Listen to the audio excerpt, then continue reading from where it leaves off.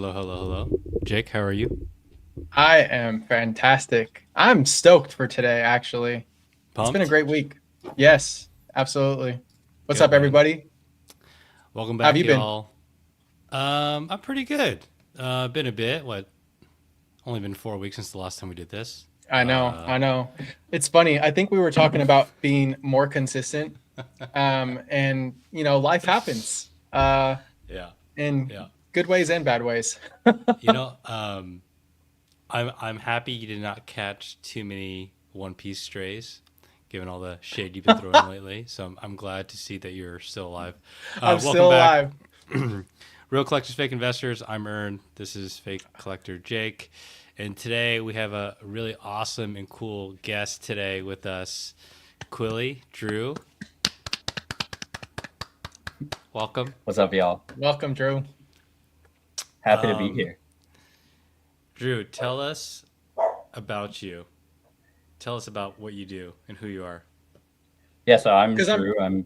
What's up? no, I was just gonna say. I mean, I feel like we've all been friends now for what, 3 years, roughly around. Roughly, yeah, I yeah. met Yeah, Quilly before I it's met you, Jake. that's actually I did not know that. Interesting. Oh yeah, Was it through like Oaks Discord or was it just in person? yeah. Bay I Area remember. shows. Yeah, Bay Area Yeah. shows, man. Oh, He came up to my table back when I was in my vending life. I Um, remember those days. oh yeah. Good old Uh, days. but yeah, I'm Drew, Quilly Bear Cards, and I've been back in the hobby for probably like 3-ish years now, a little bit 3.5-ish years. I grew up with Pokemon, just like most other people. Learned to read because of Pokemon, sounding out the names on a poster on the back of my door. Um, and I'm a collector of primarily Japanese vintage Pokemon, and also run a business primarily grading and selling. Um, that's the brief overview. Done a little bit of everything in the past few years, I think. Yeah, you He's sound like also a. officially a Poketuber now. That's Amazingly true. enough, yeah, I've been roped into it. This is Quilly's latest uploaded thumbnail. I watched the whole thing like right when you uploaded it, um, Likewise. because I had just woken up. So Fantastic. great video. If you guys haven't watched Quilly's video or subscribed to his channel, his link's down below, which should be down below. Um, Today we're going to talk about a bunch of different things. I think first to start, we're definitely going to get into how hot everything is and talk about is now the time to go all in. I'm not going all in. I just figured it'd be a catchy thing to say. We're going to talk about some of our PC pickups and things we're collecting, of course, and a few other topics as well. I did want to ask, what Japanese vintage do you have right now? Um, okay, so I'm primarily a collector of Raikou and Absol. Those are my two favorite Pokemon. So I've been slowly accumulating. I first started with a Raikou collection and um, started putting together. I don't know if we want to jump right into our PC stuff, but Dude, um, Yeah, the come on now. if I Jake and I can fill I 3 hours of minimal preparation, this is going to be perfect. a Oh, this, trilogy. this is oh yeah, this is gonna be an epic saga. But so yeah, I collect Raikou and Absol primarily. I like a lot of the Japanese vintage cards, primarily like unlimited cards. The sort of lower print numbers I find super interesting. And then I'm also collecting a set of the Japanese lottery cards, which are um, the legendary present campaign. I was just remarking to Jake and our friend Yvonne that like I'm kind of mad because people figured out what they were and they've just shot up crazy in price and I don't have all of them. So everyone in the chat, please keep it under wraps. You did not hear it here. But so I don't have a full set of those, but I do have. This is I guess I'll just start with this one. It's not the legendary present campaign, but it is the shiny present campaign Raikou. And this was actually the first lottery card I picked up. Um, I just fell in love with these releases because they're super limited. You had to enter in this lottery. The legendary present campaign is like the Hoenns, the Hoenn legendaries, and then Deoxys and Palkia and Dialga. And then the shiny present campaign is the Johto dogs or Johto cats. Whoops. And then Lugia and Ho-Oh. And they were limited to. Are they dogs or cats? They're cats. Uh, Per. Okay, this is That was a everyone argues terrible about this pun, by online. the I way. used to say dogs, and I had to correct myself because the literal creator of them said that they were based on cats. Entei's a lion, Raikou is a tiger, and Suicune is a leopard. That was what they were based on, but they do have some features of dogs as well. Just legendary dogs sort of like rolls off the tongue a little bit, I think. It They're does. technically legendary beasts. They're technically Beast. legendary I beasts, know. but because they don't want to Gosh. like give them an actual like genus, if you will, but they are technically based off of cats primarily. But yeah, so I'm these disappointed. so these lottery cards I think are super cool because they're limited number of copies. Theoretically, for the shiny present campaign, there's only 1,000 copies of them, and then for the sorry, that's shiny present, and then for the legendary present campaign, there are 5,000 copies. And I just found that so interesting and wanted to collect them. The Dialga that I showed you months ago got an 8. I got Woof. it back. I thought you meant the Brutal. E-Lotto cards. No, which, I haven't gotten to those. I think those were a little bit more well known. I would like to get them eventually, but they're kind of on the back burner right now. That Nishida Charizard's like one of my favorite Charizard artworks of all time. It's like amazing. I'm devastated that didn't come holo in Expedition. It's like such a bad move. But hey, they like to leave some special sauce for Japanese collectors. So luckily there's that. Yeah. I'm gonna see if I can pull up an additional screen on this screen. Drew, which ones are you missing from the set? Oh, do I dare say it out loud? I mean, no, it's fine. I'm still missing Kyogre, Palkia. I have a Dialga and a Deoxys currently in grading that I think have a chance at a 10. Wow. And then the Lugia Legend set. So this is a bit of a little known fact is that the legend sets, so like L1, Lugia and Ho-Oh, were actually released as lotteries if they are the unlimited version. All of the other legend sets had an unlimited booster box print run, so you can't distinguish which came from the lottery or which came from the unlimited booster boxes. Slow down. You're you said good. the unlimited Japanese Lugia Legend, correct. Am I gonna be able to eBay this? You might. They don't categorize. So I actually I have the Ho-Oh as well. Oh yeah, this one. Yeah, I've seen this. Those ones. Yeah. Yes, those ones. So the Lugia and Ho-Oh in unlimited version, we know that every unlimited version is actually part of that lottery because it was released as part of the lottery. And L1 never got an unlimited booster box release. So that's the only way we can tell that all of those copies were from the lottery. However, for the other ones, the other legend sets, they were also released in unlimited, in an unlimited release as a booster box, as well as in the lottery set. So you can't distinguish them. Dude, so I actually went through the trouble of getting PSA to change their label on those. And so now if you submit the unlimited versions, they'll come back as the legendary present Lugia Ho-Oh rather than the L1 Heart Gold Soul Silver. Real quick, thank you, Jack Wood Ford. Shout out Zorner cards. Shout out to Zorner.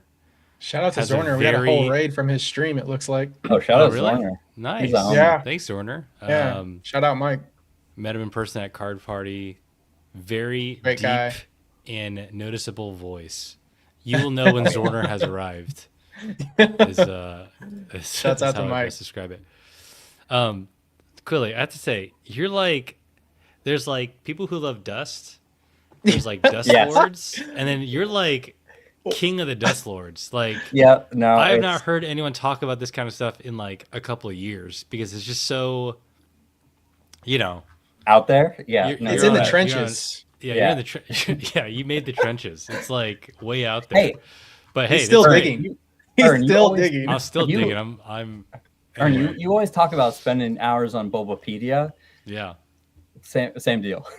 Yeah, this is smart. Cool. I feel like I just learned a bunch from you already. Zorner, thanks for the 5 gifted.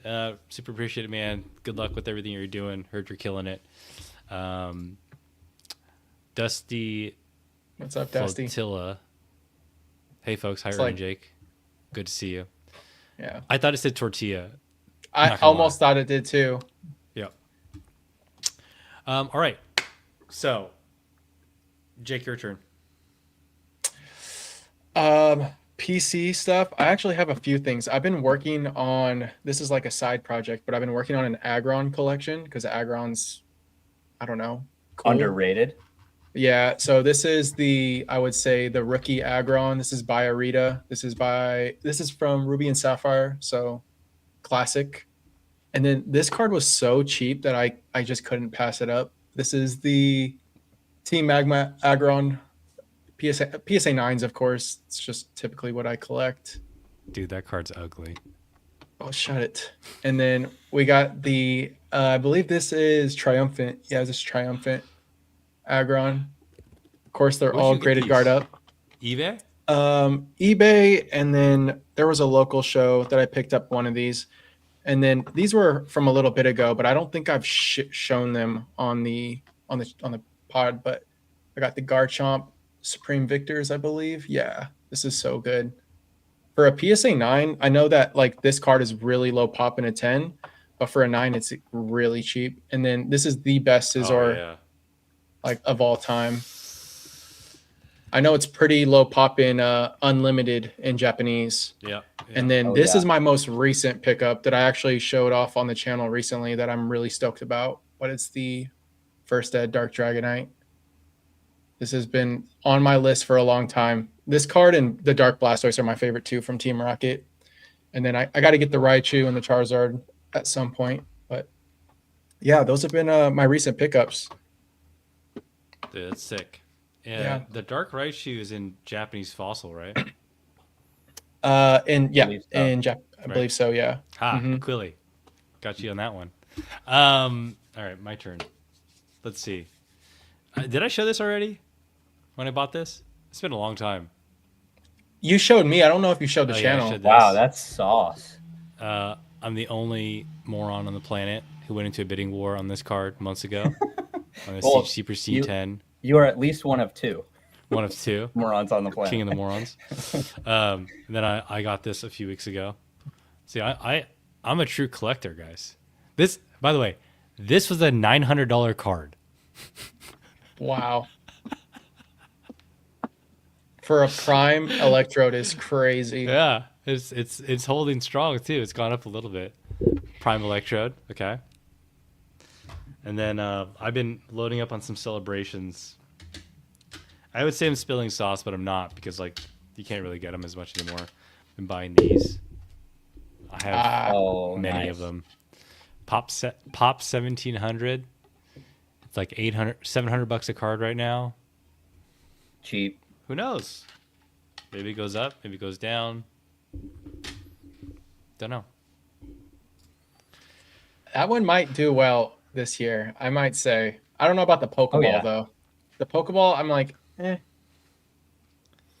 I think the Ray- Pikachu is the right play. I agree. The Pokeball in Japanese is actually not that expensive for whatever reason. In English, I actually think it's a little bit more. Yeah. But the Pikachu in Japanese, there's like several thousand pop 10. You said it with was a gifted 10. Oh, Sorry, shout out to Ray. Oh, Thank you. shout out. Shout out, Ray. Ray. Appreciate it, brother. Hell yeah. I You met said him there's at Card 1,700 10s, right? Yeah, Ray's solid. You met so many people at Car Party, Quilly. I feel like that was I like met everybody. over. It was my- Yeah, It was my first travel show. It was awesome. yeah. That was a great time. Are we We doing need to card do it party? again soon. Yeah. I have to get that situated. Yeah, I know you've been on it more than I have. Yeah. Yeah, I definitely want to go. I mean, it's California. It's like, why not? Probably fly out for the weekend and try to do something. Airbnb would probably make more sense. I know last time we all brought the girls, but I'm like, I don't know if she wants to come to this one because it says San Diego, but it's It's not technically San not San Diego. Diego, and it's like The No. there's Gaylord Hotel nothing. is really nice though. It's like in the Yeah, back of but it they have like, like a half of a water park. And not really. It's just a big pool with slides. But it's nice. It's worth going to San Diego to visit and to stay at. But you're right. yeah, Let's have them stay back so we can source. yeah, definitely. What's been new with you, Aaron? Like what's been something you've something exciting? Man, I've been heads down on work pretty hardcore. Um, I haven't been going to shows. I haven't really been. I lied. I have been buying a lot, just like stuff to masquerade. But I don't know. I haven't really been doing much. I mean, I haven't been able to record much. I've been traveling a bit, so um, nothing really. I've just been kind of quiet, honestly. Yeah, It's a weird time because like I did really well last year selling. This year I'm not even gonna do close to the same amount. Maybe like a quarter of what I did last year. But honestly, I feel okay about it because it's just like I don't know, work life balance, hobby balance, and yeah, I I feel don't like feel stressed. So I feel like that's like one of the best things about the hobby though. Like it feels like something you can pick up and put down, right? When it serves you and it like is can be a part of your life. I feel the same way. I mean, I'm ramping up right now, like in a different place, but I can see times in the future where, I'm getting ready to graduate and I'm gonna start a new job, and maybe I'll need to take a step back a little bit, but then I can always ramp up again. It just is so nice in the way that it's like a choose your own adventure kind of thing, where you can it do is. what works for you. Yeah, yeah, no, I feel this. Definitely feel the same way from like a content perspective. Like, there's ups and downs with content when you're making content, and there's times where I feel like I don't want to make anything, and it's typically best not to. Like if I'm trying to like force myself to make content, I usually delete it. It's probably for the best because I'm just, whether it's low energy or just like, I don't know, the noise in the hobby is getting to me. It's just not a good thing to put out. But like there are times where like it's like riding a bike, right? Like you can come back to this stuff after, not being in it for X amount of time, and it's like nothing, it's like you never left. And I feel like right now I'm kind of with you, Drew. I'm ramping up from like a content perspective. Things have been crazy this week. um, but Drew, you mentioned work and the fact that you're going to be graduating soon. For those that don't know, do you want to share a little bit about that? Oh yeah, I'm a PhD student right now. I study neuroscience. So if you do listen to any of my content, I usually have kind of a psychological bent to a lot of things because that's just what I enjoy thinking about in my day-to-day life as well. And I study the brain, so it kind of fits. But I'm hoping to be graduating from my program sometime this year, and then we'll move on to whatever the next thing is. I'm not totally sure what that is, but you know, It's Pokemon's exciting. here and is fun to do on the side as well. how many years have you been in school? Ah, I'm a Not a seventh trick year question. student. No, I know. Oh, yeah, I'm a yeah. seventh year student. It's been a long time. I made a joke for the stream. I said Quilly's been a student longer than most of us have been in Pokemon booms. Yeah. Literally. Hey, I mean, like 2020, right? I think I started my yeah. program in 2019, so right before the Wow. boom. And I stupid me, I did neuroscience instead of Pokemon boom. So dummy. Dan would be Yeah. disappointed. I know, dummy. Hopefully that pays off. I have no idea. Is that like? Sorry, that got dark. Is that? No. Let's be clear. Drew's got a safety net, and he's slowly scaling with Fanatics. Like he's got his thing going, and he's killing it right now. Yeah. How's that going, Drew? You want to share a little bit about what's going on there? Sure. Yeah. So I pivoted my business pretty hard in 2025, and um, up till then, I had been doing a lot of uh, I tried a lot of different things. So I like tried vending a little bit. Shout out, I want to say shout out Daniel Chetta Collects. He's from the Bay as well, and he like really took me under his wing and like showed me the ropes vending, and it was like such a great experience for me. But ultimately, at that point, it wasn't really for me because I didn't have like the inventory to like be able to do shows regularly. And I feel like so much of vending, especially in our area in the Bay where there's so much card culture, is about like that consistency and developing the people that like show up at your table. Like there's so many of these vendors that we know in the area where, you know, you just see people come to them every time there's a show, and they're constantly there, and they build that sort of rapport and then therefore that inventory and stuff.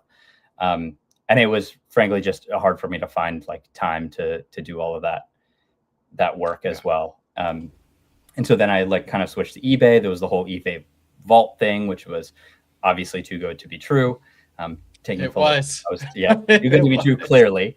And so I was taking full advantage of that for as long as possible.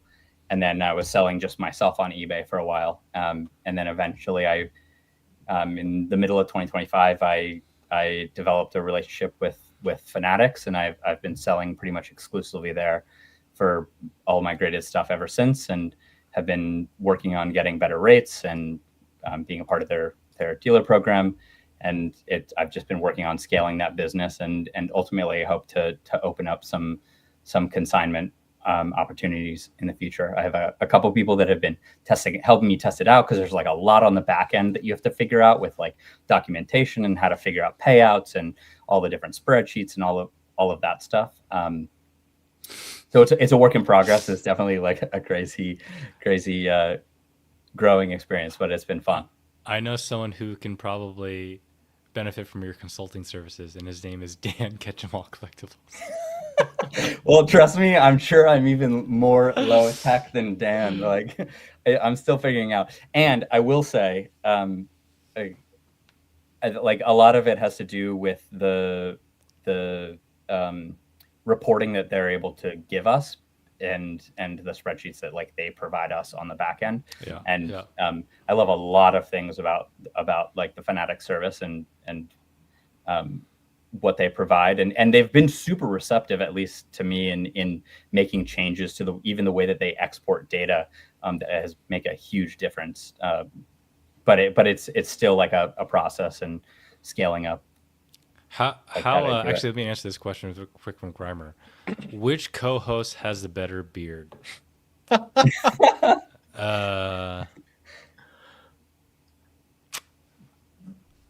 Woof. All right.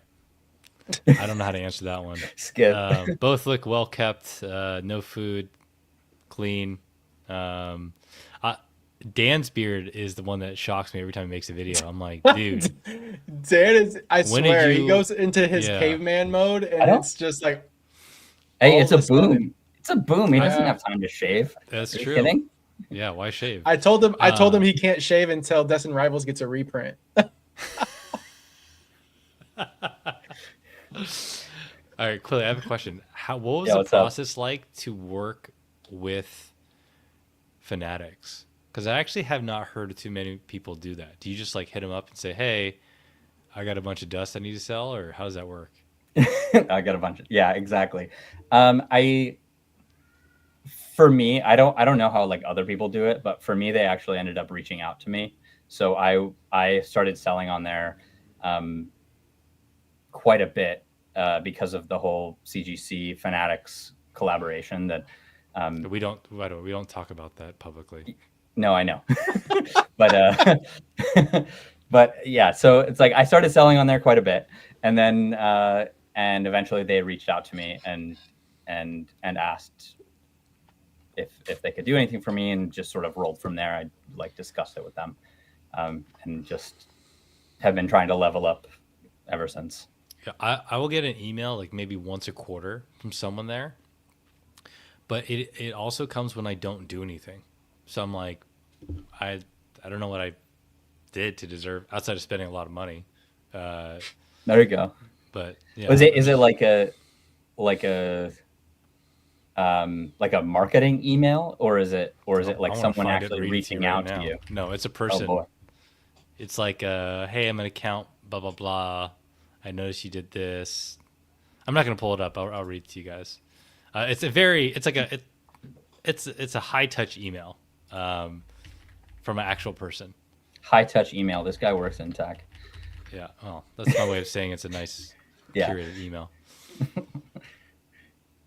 Anyway, we don't need to go through that. So you sell a lot on Fanatics, and are you? Do you like? How do you source? Few different ways. I mean, so I primarily do a lot of Japanese. So I buy from Japan a lot, and then we have tons of local shows in the area where I source English as well. So I'll go to those periodically and buy raw cards to grade, and then just kind of go from there. I don't have like a sort of set system. It's kind of where the opportunity is that month. Yeah, it's nothing fancy really. It's just like find the cards that have the right metrics that I think have like good 10 rates, that I think look good either in photos or in person, have good margin on the back end, and then decide where I want to send them to grade either PSA or CGC.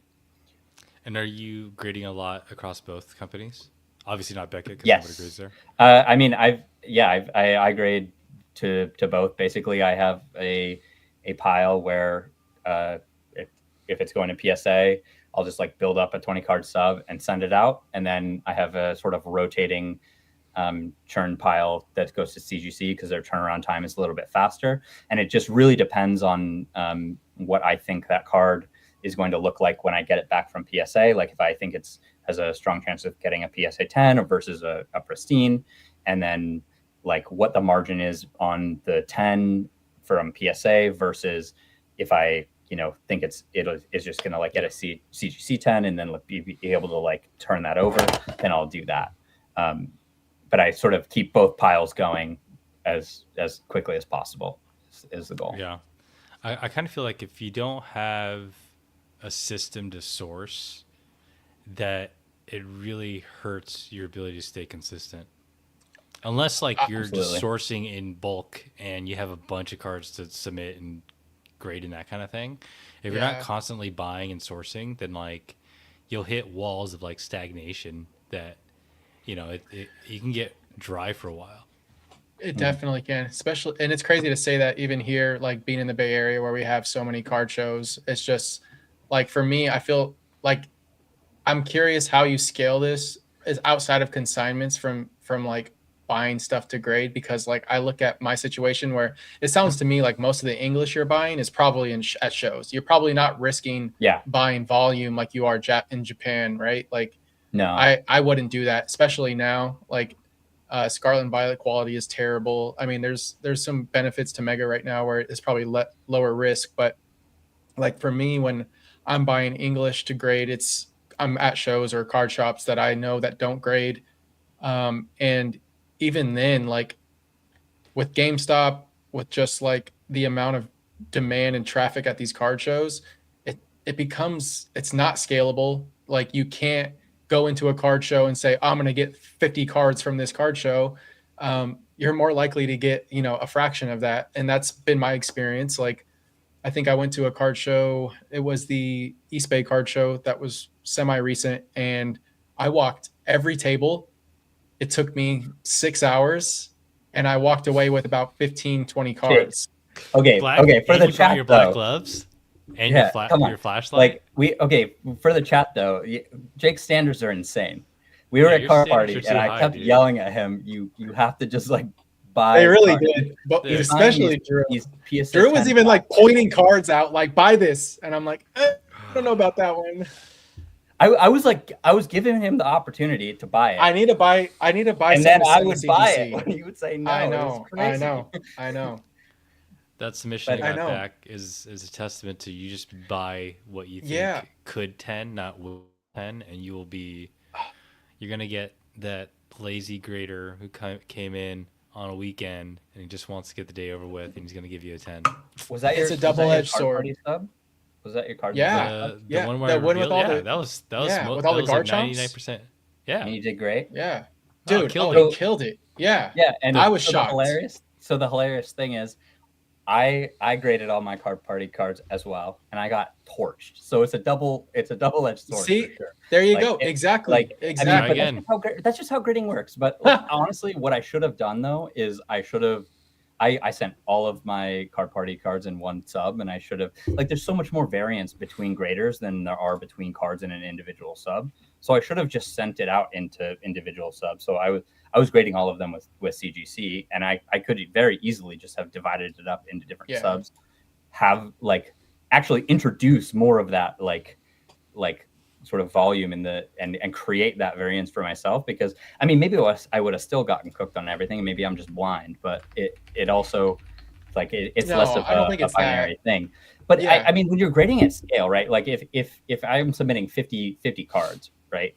And if that's a significant amount of capital, maybe it makes sense to split it up and spread some of that greater risk, if you will, across different subs. But if I'm grading 1,000 cards a month, then send the 50. It doesn't matter. 50, Yeah. right? Just keep sending. I'm not at that point yet. I'm not grading $1,000, $2,000. I'm trying to. I have exactly. 150 out now. I have 60 more in my box on the table, and I'm trying to continue to get that churn out. But at the same time, I can't scale it. And like you said, I need to be a little my standards are too high for what I want to send. So I need to send the stuff that I question to CGC, because I think they'll still 10. Here's a great example of what you just validated what you just said. So all the Lucarios that I went through, Drew, the first submission is when I went through all of them and I looked for the best 20 copies. I sent them out, and then I had started working on another sub, and I was like, I'm going to pull through the rest and look at the second best. And that was another 14 or 15. I sent those out. That second sub came back sooner, and I got 14 out of 15 10s. And then I got the other one back, which was the first one that I went through. Those were the best of the best. And I got a lower percentage in 10s than I did that sub. So it is kind of dependent on who graded it. I have noticed that they're sending to Florida now. They're having graders in Florida and New Jersey. And so to me, what I'm saying is there's totally variance in grading, but I don't think you do. Either of you guys do. Either is playing the psychological warfare where you're sending, I think if I send too many of this one card, there's no way. There's no, I just saw your table of what you have, Ern, you sent us in the chat. I'm you're going to just send it all. It's just full send. I don't care. Yeah. That sub I did in the last stream. By the way, if you guys can't hear me, let me know. I think it should be okay now. I submitted one of the duplicates was up to 8 cards of the same card. Yeah. Just full it send. doesn't matter. Just send it. Yeah. Bidem. Yes, the objectivity is in there when you need to try and trick the system. This is the truth of it. That's what we're dealing with. Yeah. There's no there's no rights. You can't lobby for this to change. You can't go to City Hall and ask for something. This is just what we're dealt with. So deal with it and figure out how to play the game. Get the odds, play the game. And the only way you play the game is you submit a lot. You just keep submitting. You keep submitting, and then eventually, more often than not, as long as you know how to spot cards that don't look absolutely terrible, you're going to be on the right side of good on most of those submissions. And you're going to get 10s. You're going to be why did I get a 10 on this card? And that's going to happen again and again and again. And then the 9s and the 8s that you randomly get, they're not going to be as plentiful as you think. People like to over exaggerate how bad their grading submissions are. I've seen some submissions. You, man. I'm the king of questionable submissions. I've seen some people's submissions. I'm dude, you need to submit 10x what you're doing and then share what you think. Yeah. It's always the people that are grading for the first time that are this was a 10 and they get an 8, and I'm well, it looks like an 8. Yeah, you know, it's a Yeah. strong 8. Yeah. Very What did Merck likely, say? yeah. Hate to hear it though, getting lesser just because it's different person grading. Knowing, you know what though, Yeah. like at the end of the day, it's what people really want. I'm also someone that advocates for the fact that like grading should never be just, you know, AI cameras and scans. Like I think there needs to be a person, like a human element to it at all times.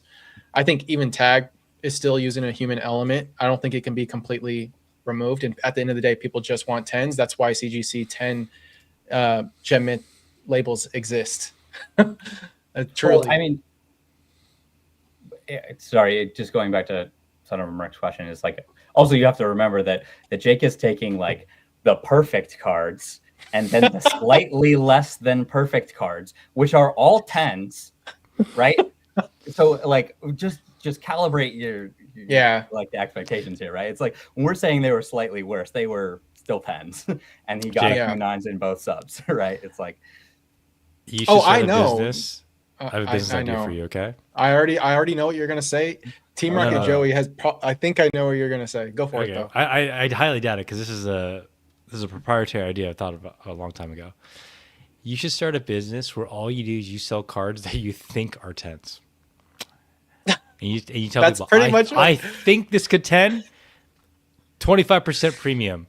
And you hedge your bets and you sell it for market plus 25%. And like, it's up to that person to submit it. But you can be the guy, you say like, in my opinion, this is a 10. But who knows? Because you don't Yeah. control the outcome. Yeah. No, I know. It's funny. No, I was with Henry and Joey. They came down. Was it last weekend? And we went to a card show. We went to the Westgate show.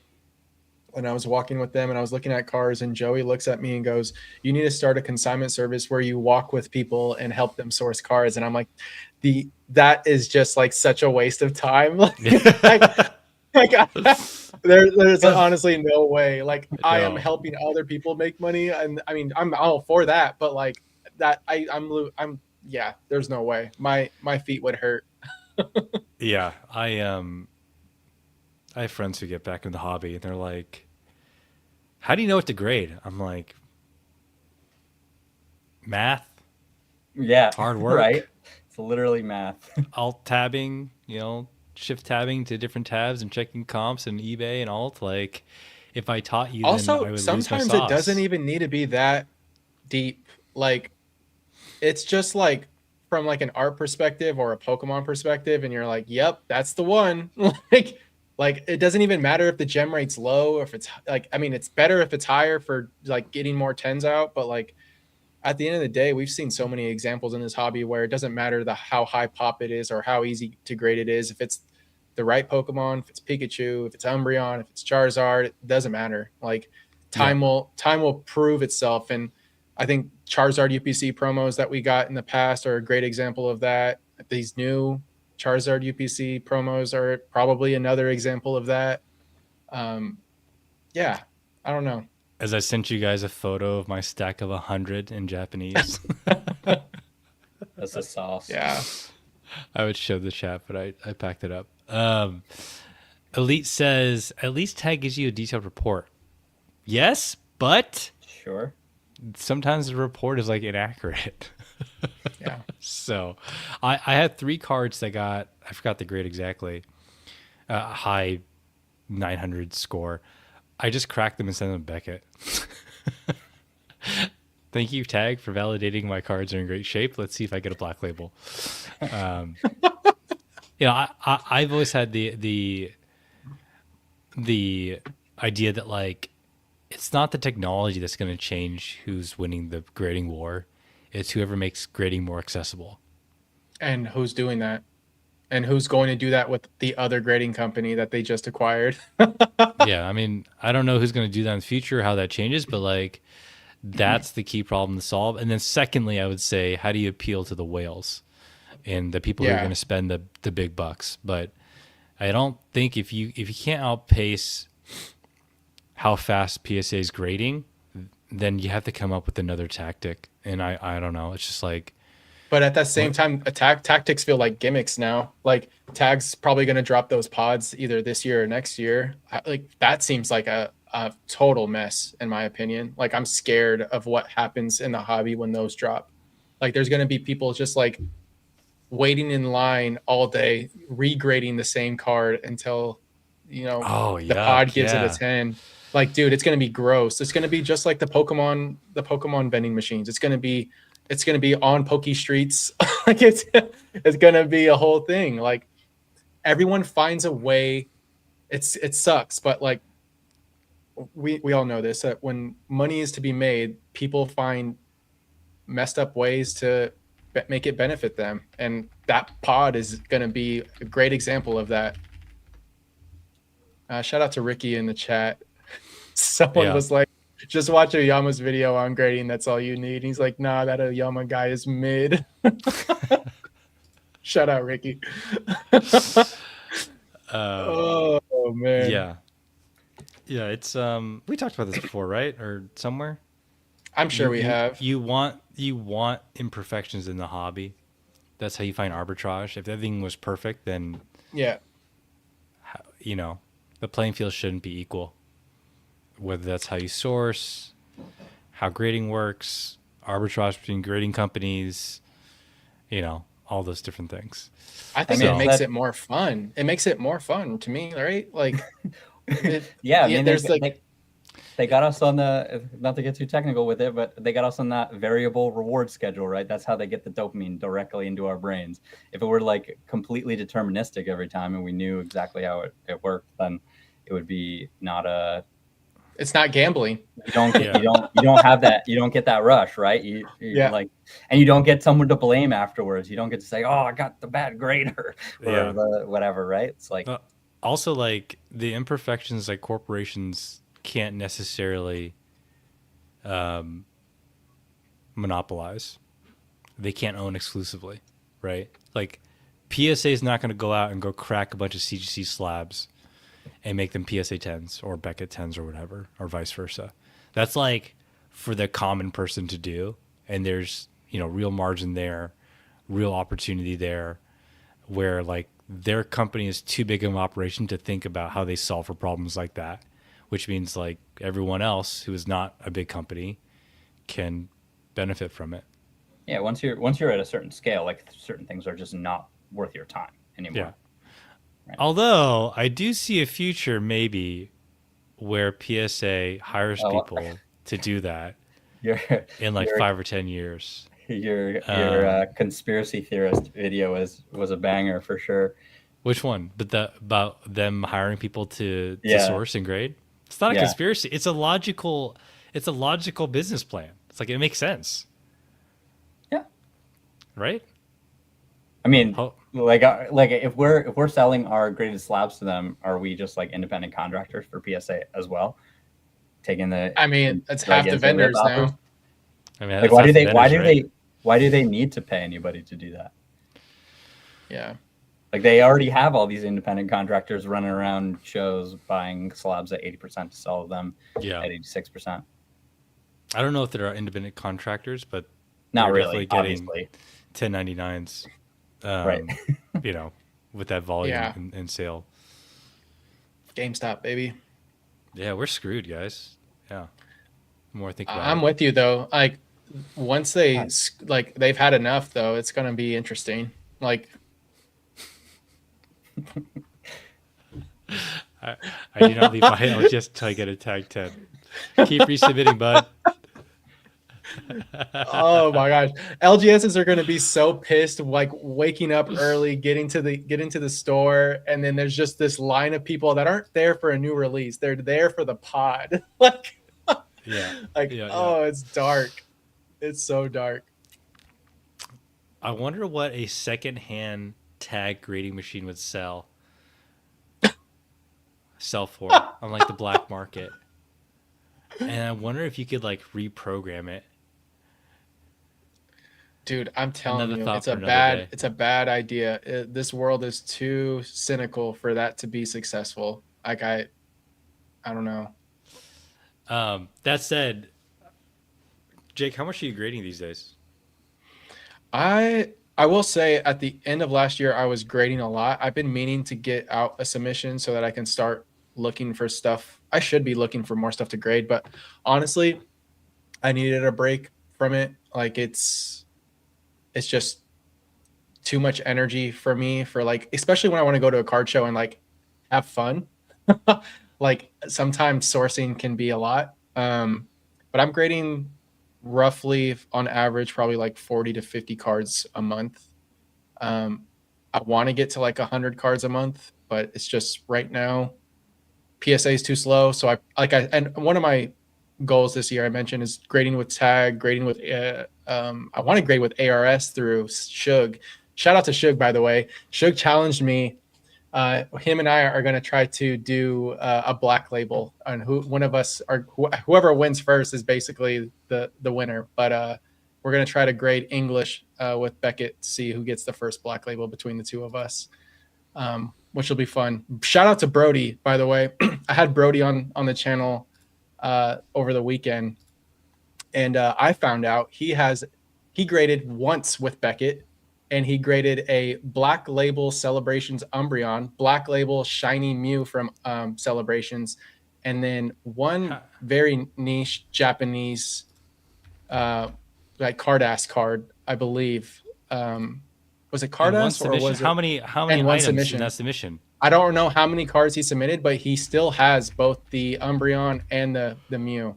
How much does this bad boy sell for? He literally just like mic dropped and never went and graded with Beckett again, and he's been grading with PSA since. And I'm like, you're an animal. All right, the last sale. There's a five card submission. I would actually probably buy this, but it sold for 4,200. That sounds cheap. The Umbreon or crazy? The Mew? Umbreon. Yeah, no, it does sound cheap in this market. How long ago? I'm gonna show you. Add to stage. It just sold February 1st. Oh, it just sold. That sounds cheap. And then it sold for more September 11th. Yeah. Dang. No, Brody's got diamond hands. Brody, I'll give you 70%. Let me know. And you said Mew? Yeah, he's got the shiny Mew from the main set. That seems cheap. That seems cheap. I don't know. What's the pop say? 13. Brody, I'll give you 95%. Strong. Paying strong. I don't know. I'm not a black label buyer. I'm just trolling, but no. For some reason, it just feels cheap given how crazy everything is. I mean, the black label Mega Charizard from Phantasmal just sold for 12. I think James just put it on his Instagram. It's crazy. I'm curious who's paying for this stuff. There's a question I wanted to answer. Sent my Mega Zard yesterday to grade. Thoughts on how that slab will perform? Such a small set, can't see it holding over 1,500. My thoughts are it's going to keep going down. Mm-hmm. I agree to an extent, but I also think that this probably will hold better than the Mewtwo and probably not. It'll follow however the Umbreon does from Prismatic, regardless of how small the set is or how many there are. It's too strong of a card, I think, to like 1,500 for a 10. Is that what it's? I don't think that's what it's going for right now. It's going for going for like 2. 2K. I think Ricky just sold one for 2. My projections of it getting to 600 to 800 PSA 10 is way off. Whoa. Yeah. I mean, the raw price has gone up. I think it was like around 600 to 700, but I think it's like 8 or 9 now. Retro has a wild take in the comments. Inferno X Zard probably does better than the English over time. No, I agree with him. Interesting. I think there's going to be way more of that in Japanese than there will be English. There already is. There has to be like 8,000. I gotta imagine, right? Inferno X. You guys keep chatting. I'm gonna look this up. I mean, I don't know. I don't know if you've seen that card in Japanese yet, but it is All right. Okay. I know what's going on here now. Never mind. Never mind. I know what's Yo. going on here. I definitely know what's going on. Dude, it's All right. it's a Kai, pop Kai's already. it's a pop 22,000 card, and it sells Kai's for $800. I'm not sure Kai about sold that you one. out, Retro. Kai sold you out, Retro. Holy moly. Oh, that yeah. was. I'm not sure about the Japanese version. I'm not gonna lie. It's No, all literally in. 4x the population of English. Oh, But hey, man. it's still early. Both sets only came out like Yeah, 4 months it's ago. very So early. Isn't that crazy? No. yeah, that's God, that's crazy to me. It's a great card. Shout out to Garcia, by the way. He's been a huge supporter of my channel. By the way, I think I've shared this with Drew. I don't know if I told you, Ern. I'm way too famous now, so this is going to be my last podcast because Mr. Deep Pocket Monster now follows me on Instagram. So it was great, y'all. But Wow, straight to the top now. that's what do they say? Cool story, bro. Is that what the kids say? No, I've been making a lot of shorts, and some of them taken off. It's been pretty cool to see. I've kind of been anti-shorts for a long time, but I've kind of been, I don't know. I see the light on the other side now. You got that taste of that sweet, sweet fame. Let's see. Look at this grind, guys. He got that 14K likes. Dude. Real. Who is this guy? Oh my god, the grid is Holy just moly. absolutely obliterated. That's from the last 4 or 5 days too. Who is this guy? I know. From Ascended Heroes. Let's check out their illustration rares. Hitmon Top by Osar. I love how toy-like their illustrations are. They have these bold, thick crayon-style lines, and then their environments are really doing this right without any sort of outline to help you focus on these Pokemon. This isn't even the best lines to kind of separate them from their environment. Don't worry. I love I'll the give you colors free of this engagement card. on I'm a fan of your Hitmon least Top. It's popular another clips. Johto Pokemon. Good for you, dude. Thanks, man. Oh my god. What was the so you decided to be heads down, you started to grind and just pump them out? Yeah, I've been waiting to find out if I got this job, so I had to stay distracted. So I also, Andrea was out of town, so it gave me time to like record like a madman. So I put out some pretty awesome videos that I'm pretty proud of. And then I looked at them and I thought, you know, maybe I should try some shorts because I think that these would make more sense from like a short perspective. It's been a grind, I will say, but I've really enjoyed it. Yeah, I mean, I don't know. The like artist sound bites that you do are like perfect for shorts. I think they're like, rather than doing like a full length video, like going through everything, you can just like knock out in 30 seconds some really cool information, right? It's like, yeah, and I think it's helped me reframe how I make content for like some of those bigger videos because I go in. I know. Shout out to Brian. Cannot comment on consistency right now. I know, yeah, I know. But my mental is very strong. This is why we're all here together to inspire matters. one another. If anything, we're mega consistent. Once a month is actually very consistent. So yeah. But yeah, I've been grinding those out and like reframing content because like when I go into making a video, I simply go in for the long form. I think long form is just key. It's core. It's like how I think for my channel is how I build like the audience I want to attract to my channel. But I've realized that there's ways to, I don't know, expand upon that. And I don't know. I feel like I've tapped in on something and I'm kind of just going with it and seeing how, like, it's one of those things that's a trial and error thing for me. And some things don't work out, but it's just ideas pop into my head and I'm like, oh, let's see how this goes. But yeah, it's been fun. It's probably the right medium for that topic because I'm gonna be honest, it's kind of hard to watch a 10-minute video about arting and artists and art it stuff. is. It's like, and what's so funny enough, here's a great example of that. That video on YouTube has like 700 views, but I have a short that takes like a fraction of that video and it has like 136,000 views. So it's like, it's crazy how some of the short form content just like, I don't know, it's more bite size, you know what I mean? So Yeah. Yeah, it's How less long of is it's less of like a artist thesis video, yeah, right? yeah, It's like, yeah. it's more digestible. You've mastered the art of making content about art. I don't know about mastering, but I'm having fun with it for sure. How long does it take you to make a video? Like scripting and then end to end? I don't script it, but I do like structure out how I'm going to present it. And now I do that with shorts in mind too. But I usually expand on the shorts to make them more animated. So that the shorts are, I actually have been having much more fun with the shorts than I have been editing long form content, just because I get to take 60 seconds and make it more entertaining rather than the 30-minute, 20-minute videos. But like, for instance, that video I recorded the night before Ascended Heroes came out, and I was up till 3 a.m. And then I woke up at 7 a.m. and started editing it out so that I could post the actual video. And then that night I started cutting up shorts to post the following day. And I've been doing that every day since that video came out. Just, I still have shorts to cut from that video. Yeah. I'm like, that's how you pull the most, you literally squeeze every bit of juice out of that orange. You know what I mean? Like, Is that why you've been streaming without me, dude? Dude, hey, you've been out of town, man.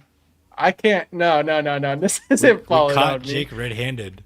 No, I told you I wanted to do lives on my channel with guests, and I've had 2 so far. Shout out to Jordan, shout out to Brody, shout out to Jodo Radio. That's my little live podcast on my channel. But yeah, the goal is just to bring on people, collectors, people I dig in the community, and just have some conversations similar to what we do here. You're gonna have a lot of cool collectors on. All right, we should be shilling Drew right now. What are we doing right now? Go to Drew's channel. We go with the flow. It's only been an hour. We have plenty of time. All right. Yeah, watch. I'm not a paid They're sponsor though, good, guys. man. I did not pay for this. The streams have been good. I like them.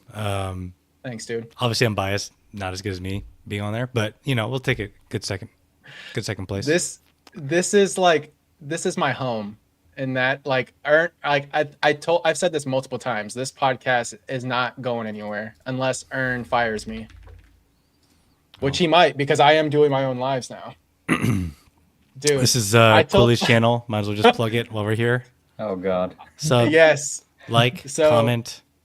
Great videos across all of them, and I think they're all important topics. I mean, obviously your first video is going to be a little bit more about yourself and whatnot, and I think that first experience you talked about, which is about a base set Charizard. So if anyone hasn't seen that video, go make sure to check that out, because it's a really cool story. And then I think risk is such a great topic that I don't think it's talked about in that framing, other than maybe Dan. And like, I don't know, for like, when we see Dan talk about risk, like the amount of risk he can take on is very different from someone probably like you and I. And so I think it probably hits closer to home for a lot more people, if that makes sense. But I really enjoyed that video. I think it's just a misunderstood topic, because not to give away the punchline for everybody, but I tried to lay out that there's 2 components to risk. There's risk tolerance and risk capacity. Risk tolerance is what you can handle psychologically, and risk capacity is what you can actually like financially handle without having to make hard choices. And I don't think both sides of like a lot of people just like look at their bank account and are like, okay, how much of this can I gamble or risk on a particular play? But like the 2 of those things are very interrelated, and it can make or break people, like psychologically, I think, as well, if they don't align the way that they engage with the hobby with both of those aspects. It gets amplified too if you're constantly on credit. Yeah, I mean, credit should be used responsibly, right? It's a tool. It can be a tool, but it is not something that should be relied on as like a constant source of funds, right? Yeah. Yep. Wait, so I shouldn't have 5 or 6 credit cards maxed out right now? Is that what you guys are telling me? I mean, if you can pay them by the due date, max them out, baby. Technically, if you can pay them by the due date I'm before just your statement is due, and you're not Oh God, not logging financial advice. that Hold on, we gotta put percentage that out. of credit usage on the credit card, then you're good. Yeah. But if you're not able to, probably not a good idea. You know, there's definitely a strategy around there around using credit and leveraging it appropriately if you have sufficient cash flow. Yeah. I would be lying if I said I didn't do that. But, you know, it's course. never putting yourself in a position where you're going to get wrecked is important. Yeah, wipeout risk is the worst. Yep. Took out loans to pay the credit cards off. That's big brain. That's how you know. Free you're gonna points. make it. Free points. Shout out to Tom. By the way, Ern, I was texting Tom earlier today, and he was telling me that he sold a Cosmic Eclipse booster box and a Unified Minds booster box this week for $5,250, and he sold the Unified box which was I think $2,600, and that box was actually from you in 2021 for $500. Why would you tell me this? I told Why- Tom I'd tell you on the live. Dude, I did. you sell sold some too soon, my Cosmic. guy. No, I had like 4 cases of Cosmic, dude. But I did sell some Cosmic in 2021 to some homies. I guess I forgot. But congrats, Tom.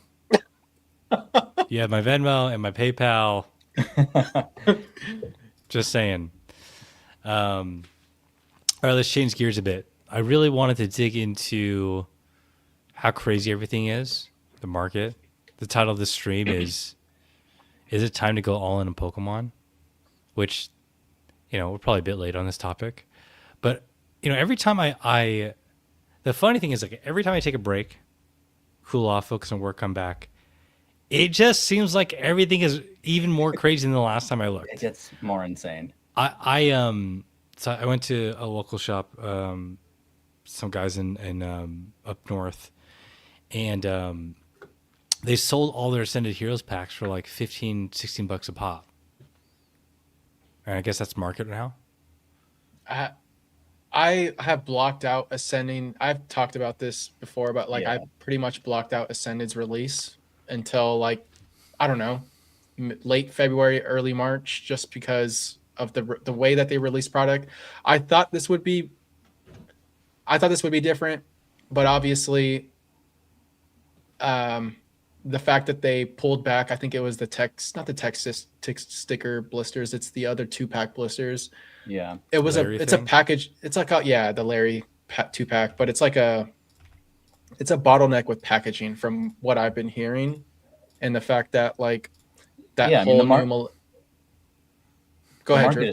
The market's so distorted by the lack of supply, and it will be until they get printing up. I have no knowledge of distribution or like where anything is going, or how much is going to be at Walmart or Target. I literally know nothing, but it's very clear that there was such a small releases that everybody that is actually knowledgeable about this stuff with relationship with distro like Eli and Brian and Dan and all those people have been saying, oh, we got cut and we got delayed, and there's just like, where are streamers or people on TCG Player going to get packs? Like, they get their allocation and then they just have to buy it from the open market of people that just scalp it to them from Walmart, and sort of the cycle keeps going until it all disappears.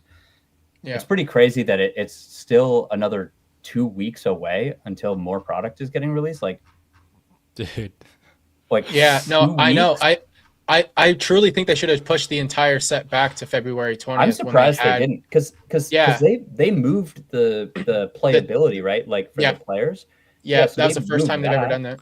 What's the point? I mean, maybe the trucks had already been loaded or something, and it had to have already been like in. Yeah, that's my thoughts too.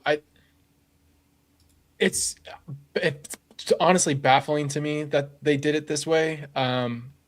but I do think that we're probably gonna. I mean, this is me being optimistic. Maybe this is me being a Timmy, but I truly think that what's happening at Millennium and like from the rumors I heard, and like I said, take it with a grain of salt, is that with that additional space that they're acquiring and building that new facility, they actually also adopted like a facility for packaging. And like, I think this was from a non that I heard this through, but they're they're able to produce more.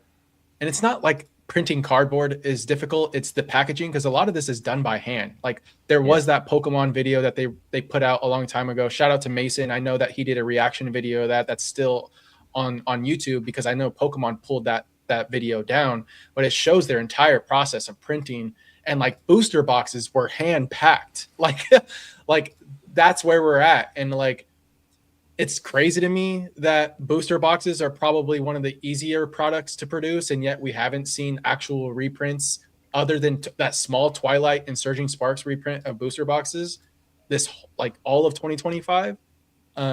It truly just looks like they're trying to make smaller SKUs with less packs hit big boxes so that they could spread out what they have while they build up volume. Maybe I don't know. Like this is me spitballing.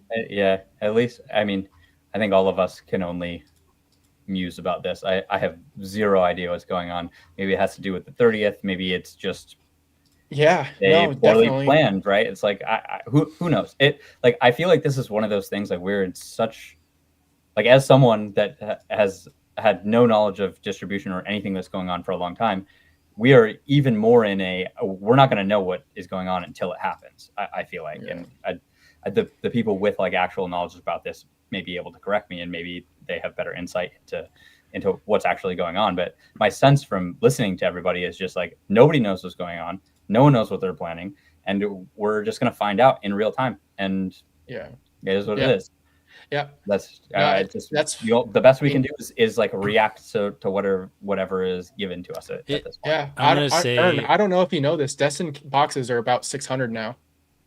I saw like 5. Yeah, and like great. It's crazy. But yeah, insane. Not great for my building battles that you convinced me to buy. They're not doing well.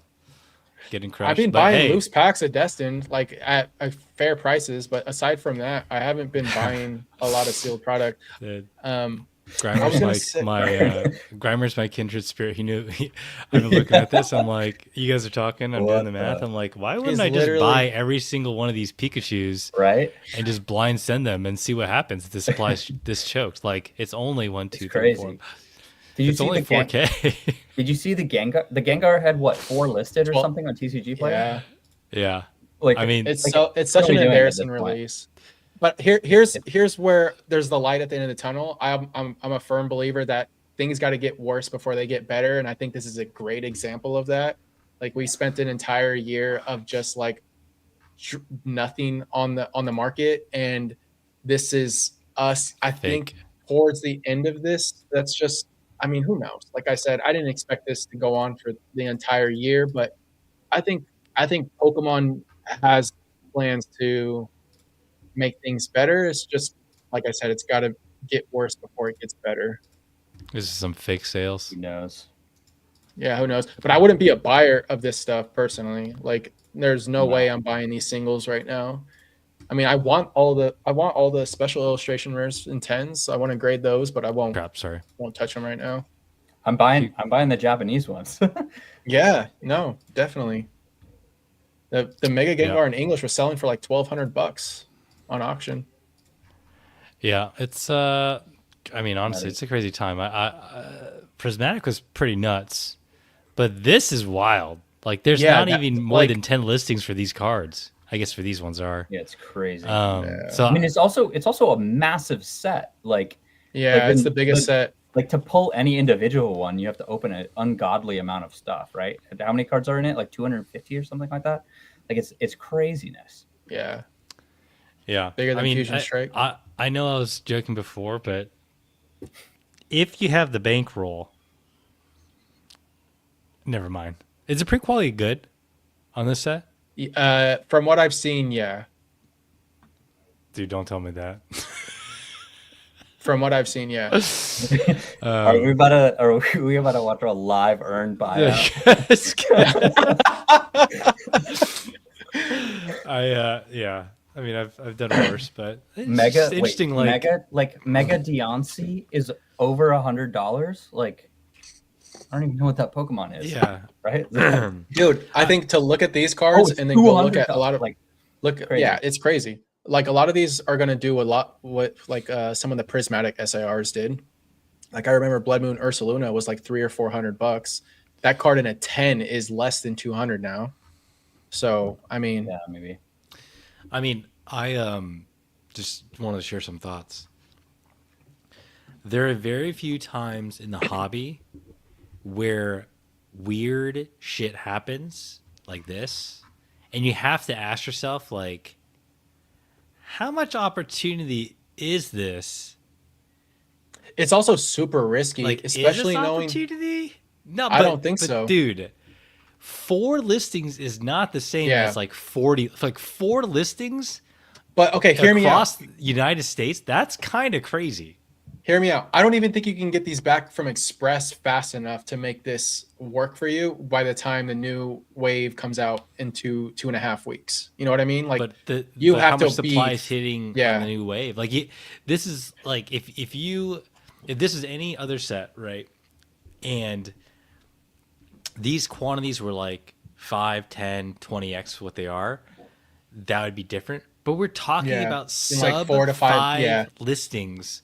Yeah, for I'm the sure top Ern, cards. someone just bought them out while we're talking about this in the chat. Like, they can. I'm not gonna. I mean, if I do, I'm not gonna Yeah. tell you guys right now. But I'm just saying, like, if when you're in the hobby long enough and you're a degenerate and you like taking risks, this is the kind of stuff that you kind of like dream of, because it's like everyone's on the same playing field. All the data is right here. All the listings right here. There's no shady. I mean, there's probably shady stuff going on, but like, this is for the across the entire U.S. Just like let that sink in. shout is out crazy. to Gabe. All right, bottom. Sorry, guys. Anyway, Shouts out to Gabe. when people ask for like advice or like, what do I buy or how do I spot opportunity, this is something.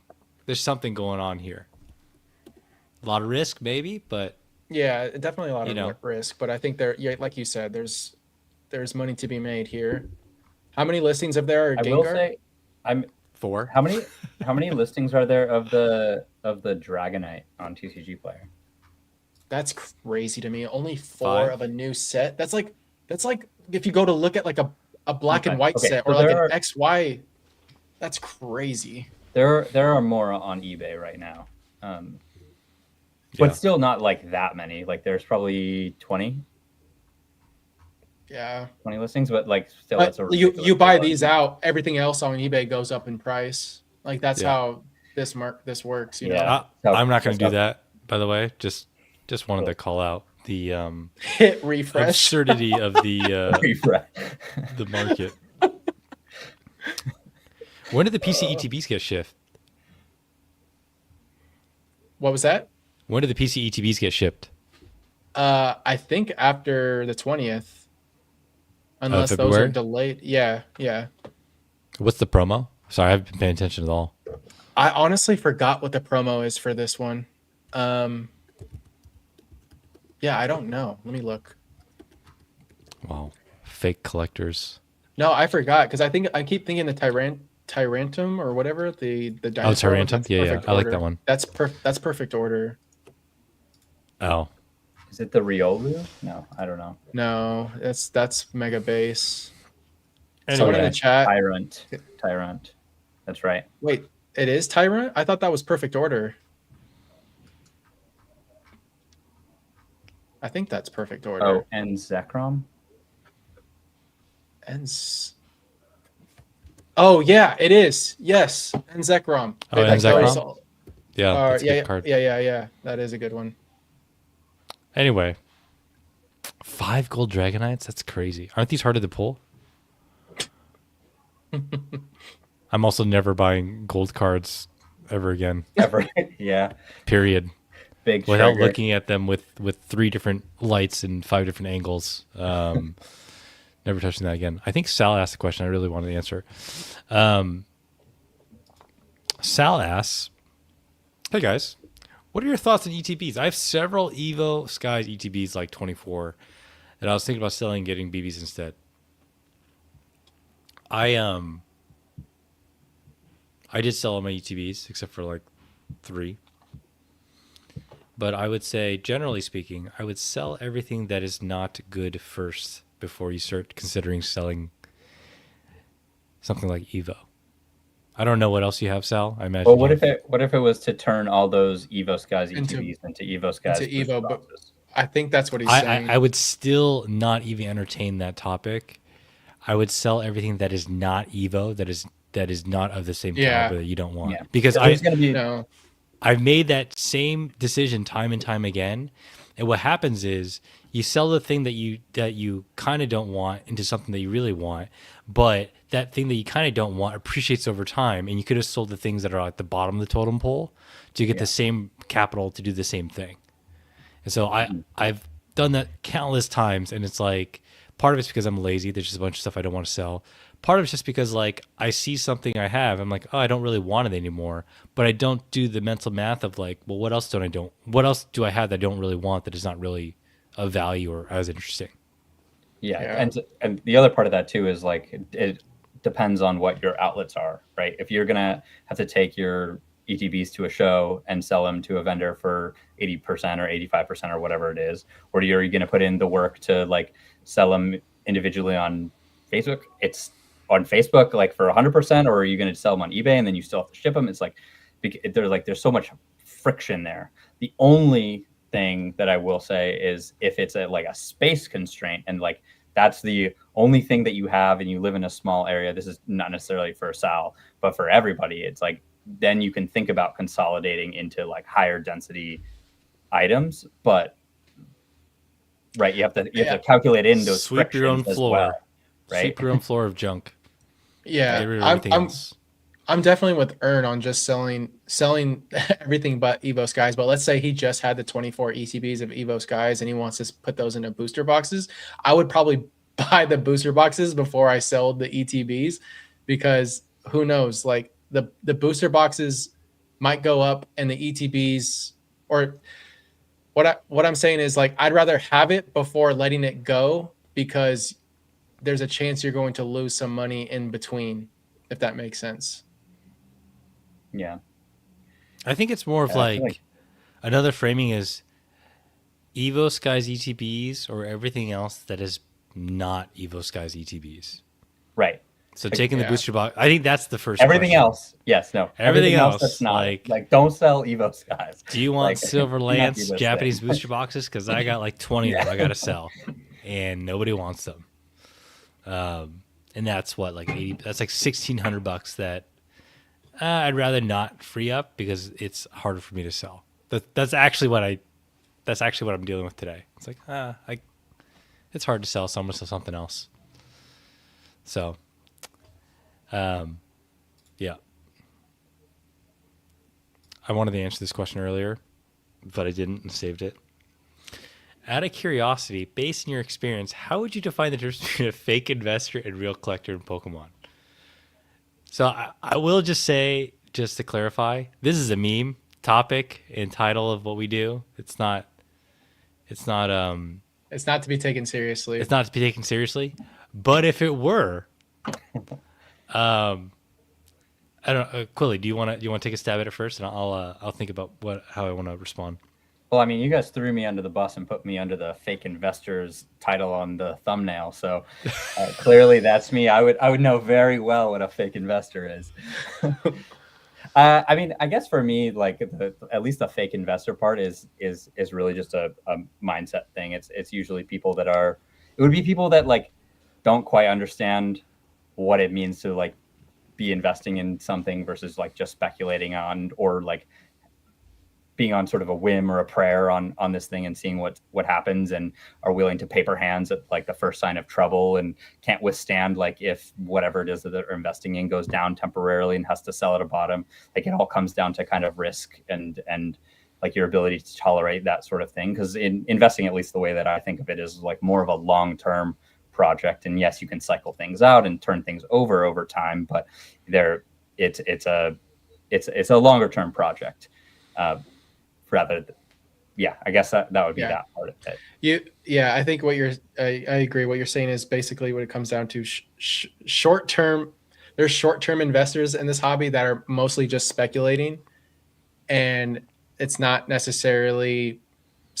investing in this hobby. Like, look at Dan. Dan's showing you how he's investing. He's actually putting his money where his mouth is and building pallets, telling you, what he's holding. But he's also like making so much more money not investing in this stuff by doing the flips, churning and burning.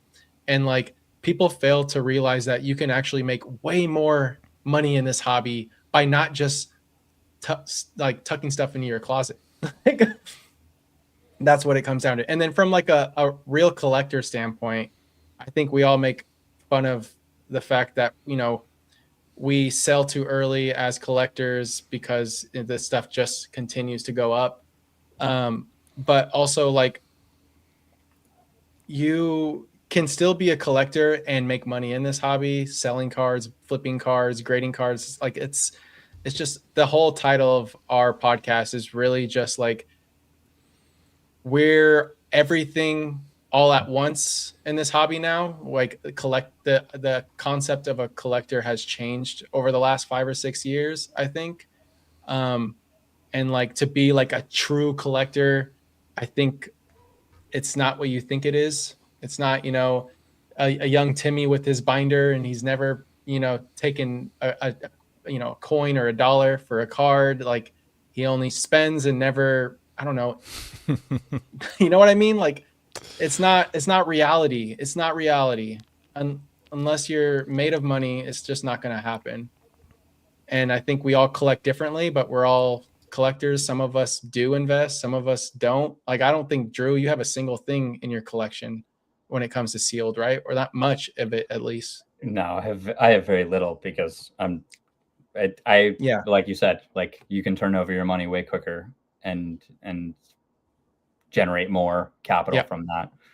It's just a question of compounding. And if you run the numbers, I made a chart about this at one point that maybe I'll have to make a video about, but you'd be surprised at the small margins that you need to like outdo what looks like a great investment. But of course it's active, right? And it's a cost, right? It depends on what you want to do, right? You can invest in this stuff, but and I think that's the point Dan's trying to make by investing. I truly think he's almost investing to show you like the fact that you can churn and burn and compound more money in less time. I mean, I think he's doing really well. I think it's just a matter of like the cash flow needs of a business, right? Yeah. Like, when you scale to a certain size and you can't turn over your bankroll, if you have like capital sitting around and you don't need it, then you might as well put it away into an appreciating asset, right? Yeah. And it exactly the same thing that you do with your paycheck, right? It's like you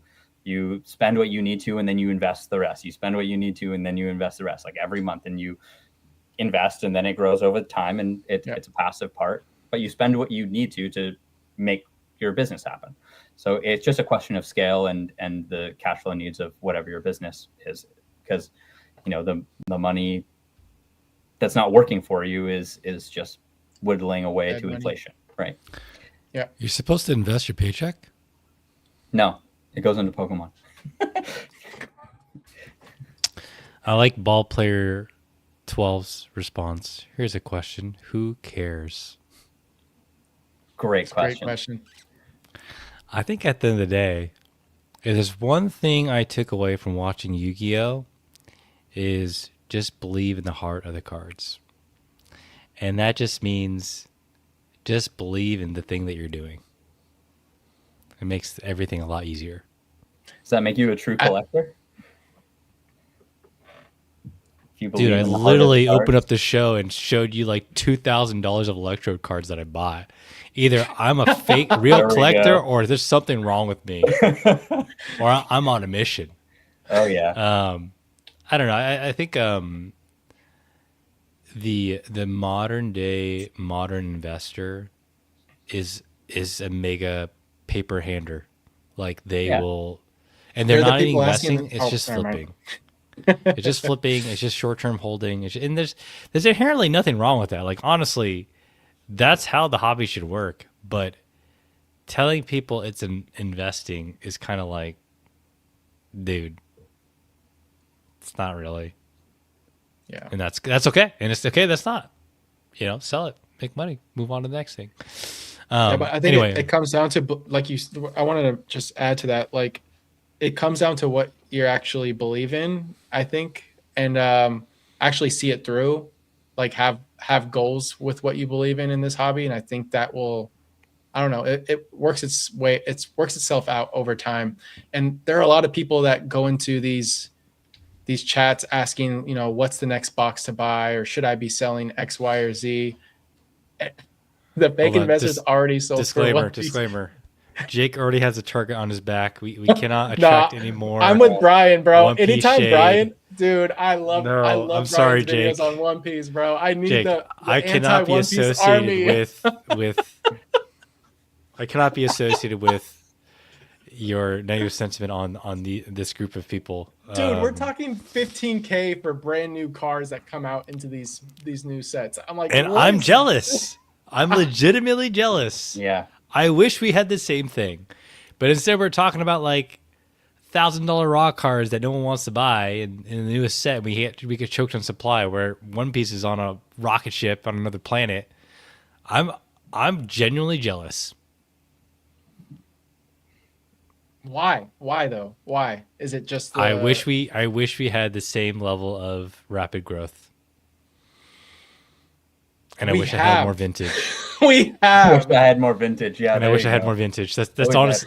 had. Okay, this is the therapy session. The root of all this is I wish I would have held on to more vintage in mid era. That's really what's going on here. Yeah. I sold a Dude. lot of bangers that I've graded Yeah. way too Let's not. cheap. But we always sell too early, right? It's like at that point I needed to sell it to keep it moving. I What heard else One can you Piece is do? collabing with Hello Kitty soon. Sound familiar? Yes.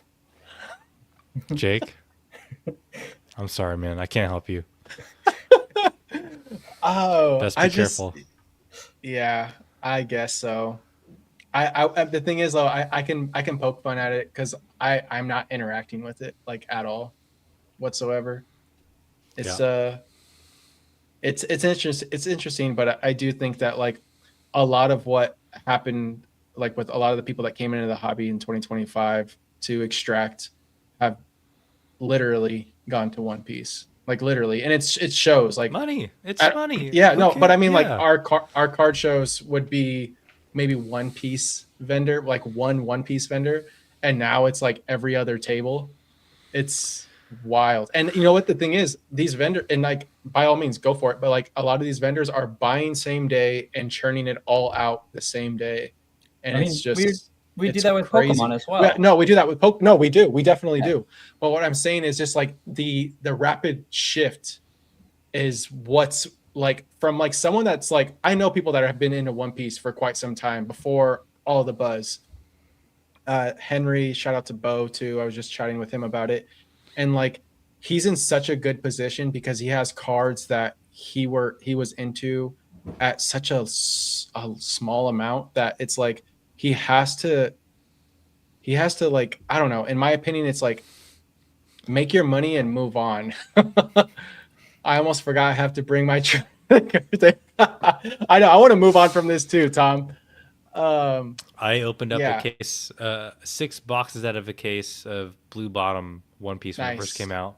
$5,000 Sold all the box now. singles, and then I sold all the rest of the boxes for like $175. $5,000 a box now. I sold too early. Wait, Blue Bottom? Yeah. First print. Oh, I think it's more than that. They probably are now, but they were five not too long ago. I think it's double. 10 man. grand for Look it a up. blue. I think it might be. I could Yeah, be that- wrong. Don't quote me on that. Ay. 10 grand. Yep, it's double. Yikes. I told you. It's crazy. Shout That's out what I get for Squeaks. not being a real fan. Yeah. You know what's funny is I did look at this box when it was like 4,500, and I was thinking, man, do I want to own the first edition of One Piece? And then I couldn't do it. I was like, dude, it feels really bubbly, and yeah, no sales at 10K. So, Yeah. but I was thinking about it because I'm a fake fan. But what can you do? Jake, any other offensive thoughts on One Piece before we move on? MetaZoo 3.0. Hey, let MetaZoo 2.0 have its day first before you start insinuating there's going to be a 3.0. It's like Dragon Ball Z hype when Realm of the Gods happened. Like I see it like, and I'm already seeing people It's going coming back back? into DBs. It's coming back because of One Piece.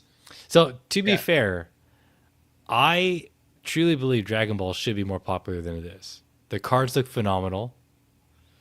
The releases look great. And I don't know. I feel like it's just been so off and on throughout the years. I wouldn't be upset if Dragon Ball had its day. No, I agree. I think Dragon Ball has its place. I think One Piece wouldn't exist without Dragon Ball from like a TCG standpoint. But I don't know. I just don't believe in the prices, and like there's so much like crazy confidence in something that's so new. And yeah, I'll put my money into Pikachu before I do Monkey, Luffy, whatever. Oh my god. I think I'm in danger at this point. jeez. Oh man. At least Gotta look for snipers outside. if it was Dragon Ball, you could at least kind of get the characters because you watched Dragon Ball growing up. But yeah. Anyway, shall we continue? What were we talking about before this? I don't know. Let's figure something else to talk We about got- though. we 'Cause One got- Piece is making me fall asleep. Oh, we were talking about Ascended Heroes. That's better.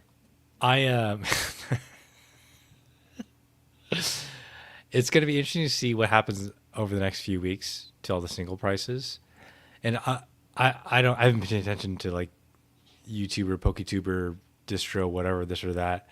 I don't know how big the next wave is, or even what products are coming out, but I gotta imagine like it's probably not going to be. Well, ETBs are coming out, right? The 20th. Yeah. And there's like 2 other SKUs, I think. And then booster Oh. bundles don't come out until April, but our perfect order set comes out in March. And then our Chaos Rising comes out in May. So like they are overlapping so much that I'm like, So dark.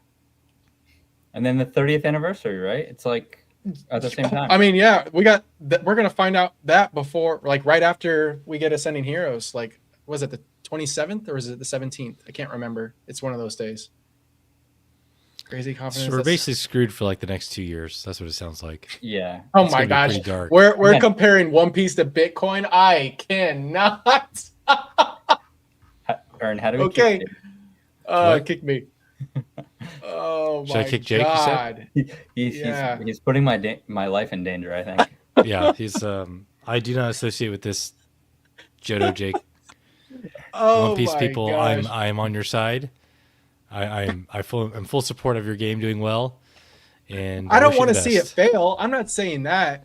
I just think that the prices are absolutely ridiculous. Like I think One Piece is healthy as like a competition for other TCGs. It also just spreads things out, which I'm all for. But I just think like the value just is not justified, and I think that's a fair argument. Like it's To just, who? The that's to you. Yeah, to me. Like it's like, why would I put 15K into something as new as that when I could put 15K into Pokemon that I have that has built proof into it? So you know why someone would put 15K into One Piece?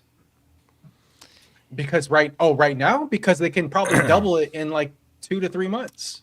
Because the entire market is supply choked, and there's mad scarcity. And so if you know what to buy, Oh yeah. you control the market. And I'm not talking out of my rear end. I know, I understand what's going on, and I see a lot of the crypto activity that's going on into One Piece. And but at the same time, that doesn't mean it's not justified. If anything, that means that there is it creates a invitation for real money to come in. And there's Pokemon has that too, but there's only so much of modern. There's actually not that much of modern that you can control. One Piece is not the same way right now. I mean, it was printed in a different demand era, right? Like the OP1 through OP7, maybe, right? They were like, it was fledgling. Everyone was saying they're going to print it into the dirt. Sorry. I know. Fair. Touche. Any counter to that, Jake? No, he's right. Total goofball. One Piece is the new Pokemon. The Dubai princes will keep One Piece afloat. Hey, if they want to come to Pokemon, they know where to find us. Anyway, I think that's enough about One Piece. That's fun. So the Ascended release schedule, a lot more ETBs are coming out. I mean, all the ETBs are coming out this month. So I think my previous analysis of the singles, I would probably wait.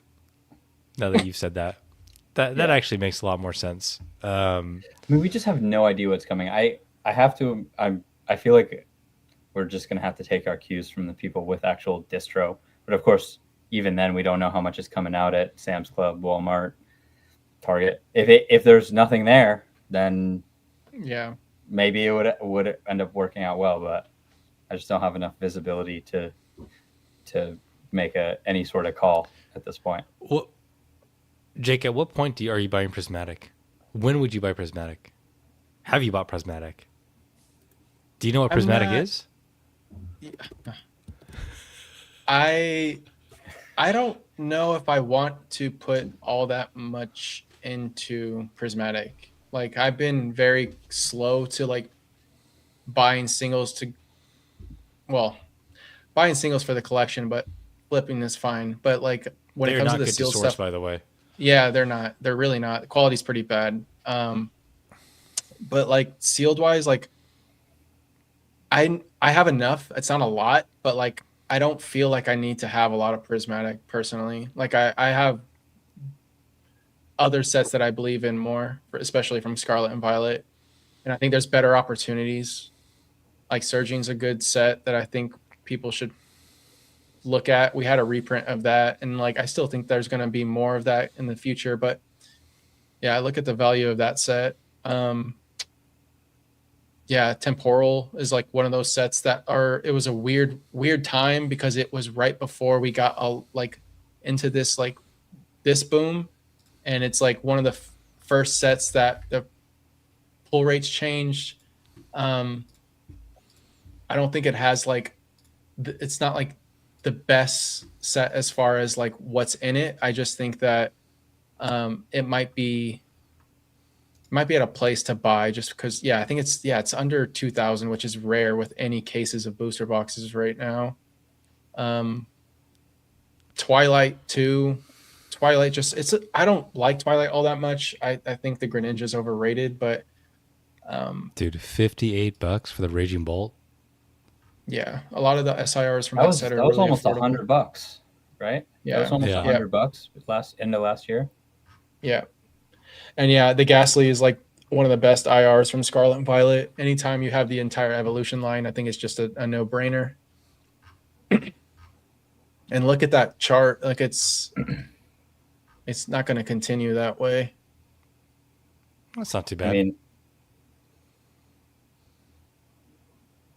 mean, just depends on when we run out of sellers, right? Like this is kind of how all these like chase cards or popular cards go with popular Pokemon. Is it price goes up, everyone wants to sell, there's more supply, they kind of come down and they might stay flat at the bottom for a while, but as soon as that supply is eaten up and there's attrition into people's collections, you have to keep watching these sorts of things.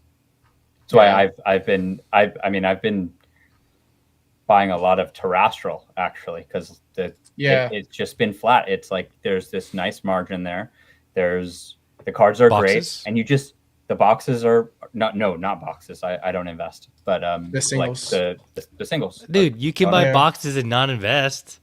That's fine. I don't No. need to flip. I don't need to flip boxes because I don't have a good outlet for them. I need to Yeah. buy cards to grade them. I don't want to deal with boxes. I think the Japanese set is far superior to the English set, and for so many reasons, like guaranteed box hits, quality. Yeah, I think that's one of the rare occasions. And like I don't have the only sealed cases of Japanese I have is 151 and Glory of Team Rocket, but I think Fake fan. yeah. I mean. Those are the sets that I believe the most in. And that's another thing I want to talk about is we're going into, what is it, J Block in April. So like Scarlet and Violet base, Paldea Evolved, Obsidian Flames, Paradox, 151, Shining, Paldean Fates. They're all donezo soon enough. And like we've seen what 151 has done recently. It's literally almost doubled in price over the last month and a half. On a lot of $320 a different box SKUs. for Masquerade. $280 for. See, that's interesting. It's $280 for the Greninja, $96 for the Perrin. The highest card in Twilight is the Raging Bolt, and it's $58. You know what's really crazy to say out loud is that this set is almost 2 years old and it's half the price of a set that came out 6 months ago.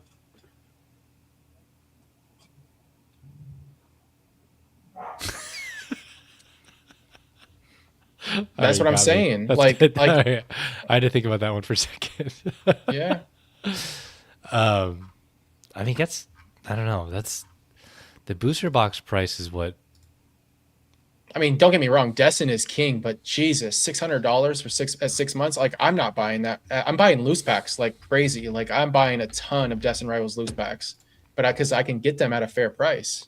Oh my God! There's no way it's sold for $3,400 for a case. Oh God, Yep. Vivid. I know. Vivid's almost 6 years old. It's like 5 years old now. Yeah, 5 years. Shining Fates is 5 years. I Yeah, think people it's finally crazy. caught on to they're not reprinting booster boxes, which Until I they think was do. obvious. Like until 6 they months ago. until they do. Yeah, because Until this they isn't do. normal. Yeah, like Well, I said, like they just do whatever the hell they want. They, like we won't know until it happens. Remember, I'm just trying to find Well, find the it's rationale true for until it. it happens. All right, this exactly. is It's true true until it until it happens, and then happens. So you got to hedge yourself. you just never know. Just Yeah. Dude, that is crazy though. How much is a pack? Like $7? Oh, I was buying packs this weekend for $5.25. Why? really. Dude, people Yeah. are losing their damn minds. $600 for a booster box? That's what I'm saying. And dude, look at the. Okay, all right. I'm gonna go ahead and just spill the beans, but that right there in the middle, right below the booster box. This? Oh yeah, I There should you go. This There is you go, This bucko. is a clear. If there's something in Destin that I would probably buy, it would probably be 10 of these, but I'm not going to. Look 'cause at I the- don't want to hold it. Look at the 6 month on that. I'm curious. Yeah. Yeah. And I mean, we've seen Pokemon Center ETB. For instance, 151 only had the initial release, and then they had a wave in December of that year, and they never had a reprint of Pokemon Center ETBs. We've seen the most with Prismatic. They had 3 or 4 I don't want to say waves, but releases on the Pokemon Center site. So I don't know, man. I have like 4 of these, and I wish I had 50. What's the promo still- again? The Meowth? No, it's a Wobbuffet. How do you spell that? Wob? WOBBUFET. Yeah, I don't remember. 70. Dang. I have to. Yeah, the Pokemon Center one. Yeah, but like, That's a buy. That's cheap. I wouldn't buy these raw ever. No. They're going to come out cooked. But yeah, this. Not I think the regular craziest. ETB looks better. But this is the play. This is. I mean, in terms of like putting your money into Destin right now, this makes the most sense. And obviously, loose packs, sleeve packs. I'm a big fan of the single pack blisters. I won't grab them, but like I have like the single pack check lanes have a Eevee Cosmo promo, and to me, that's like an no brainer. Jake, Oh, look. Ernie's printing. I know. Retro needs to ship me the one that I bought from him. I'm probably going to buy the other one off him just so that he ships it himself. He was going to wait for Josh to go up to Washington and then have him drive it back. Switch the bet with Because Dan of you, to I a own like 120 of these or something like that. buy more. Proud owner. No, Buy more. no. Buy more. I was paying like 20. Well, we're paying like $20 a box, $25 a box. No. You paid $450 or $400 for yours, right? $420. Oh, 400. Yeah, you're right. $400. Yeah, Yeah, I'm not no. printing. I'm I barely just bought making one anything. from Retro for $420 about a month or two ago, and he still has it in his background, I think, in his YouTube Yeah. videos. Anyway, crazy times. I think the Mewtwo's flatlined, right? PSA 10 price. Yeah. It's come Wow. down. That came down, yeah. Yeah. It was 2K at card party. I remember that. I think the half booster boxes are also like interesting. Like I think from like a long-term perspective, like that's a UK exclusive. I mean, we don't it's get cute. that here. That's it. It's cute. It's not, It's cute. that's all it gets. I don't know, man. There's nothing else. All right. It is half the price. It's not it's not much of a discount, but Interesting product, but come on. I talked about it with Henry on his channel literally like I want to say 8 months ago that I think that this Team Rocket set would be like the Evolving Skies of the Scarlet and Violet era, and I think it's kind of proving to be that. I don't think Prismatic is going to have the same. I don't know. This is the collector boy coming out, but I truly don't think Prismatic is going to be that strong. Like I think there's just better opportunities. Strong I in terms know of it what? sounds crazy. Yeah. It's literally the best-selling set. Yeah. It's like I mean, choosing not to buy Hidden Fates. We'll see how people regard the God pack in the future once like I don't no think one it's cares gonna about do. pull rates. Yeah, it's ever, gonna like, do long-term, well, but- but I'd rather have Destin Rivals and Surging Sparks, and that's such a. I know that's probably a Dustin I take. agree, but objectively, it's Yeah. probably going to be the better purchase. Yeah, I think long-term chase, when people are trying to chase Umbreon or these Master Balls, when people actually care about them again, because at some point they actually will, like all things. But yeah, the God Pack is always. I mean, yeah, I've talked about it. Like Prismatic has its important elements, but this. Oh my gosh! All right, we're talking, Ern. Now we're talking, baby. This is the best set of all time. The best set of all time. I think I agree.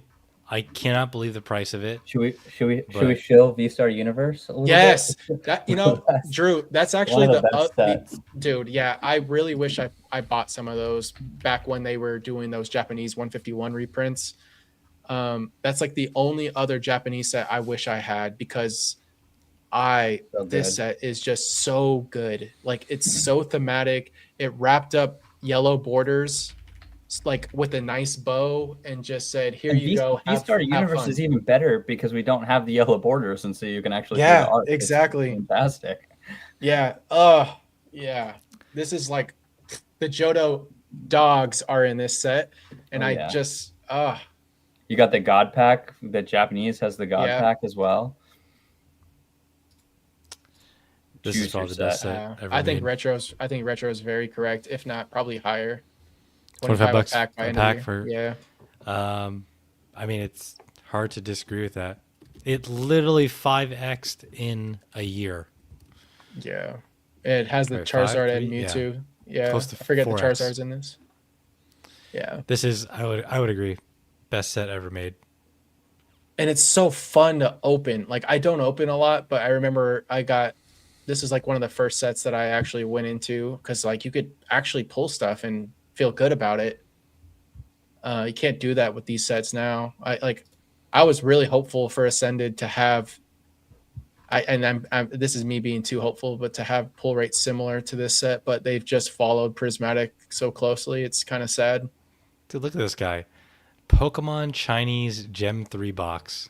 Dude, They don't have categories for it. have you no pride? I mean, I Yeah. get it, but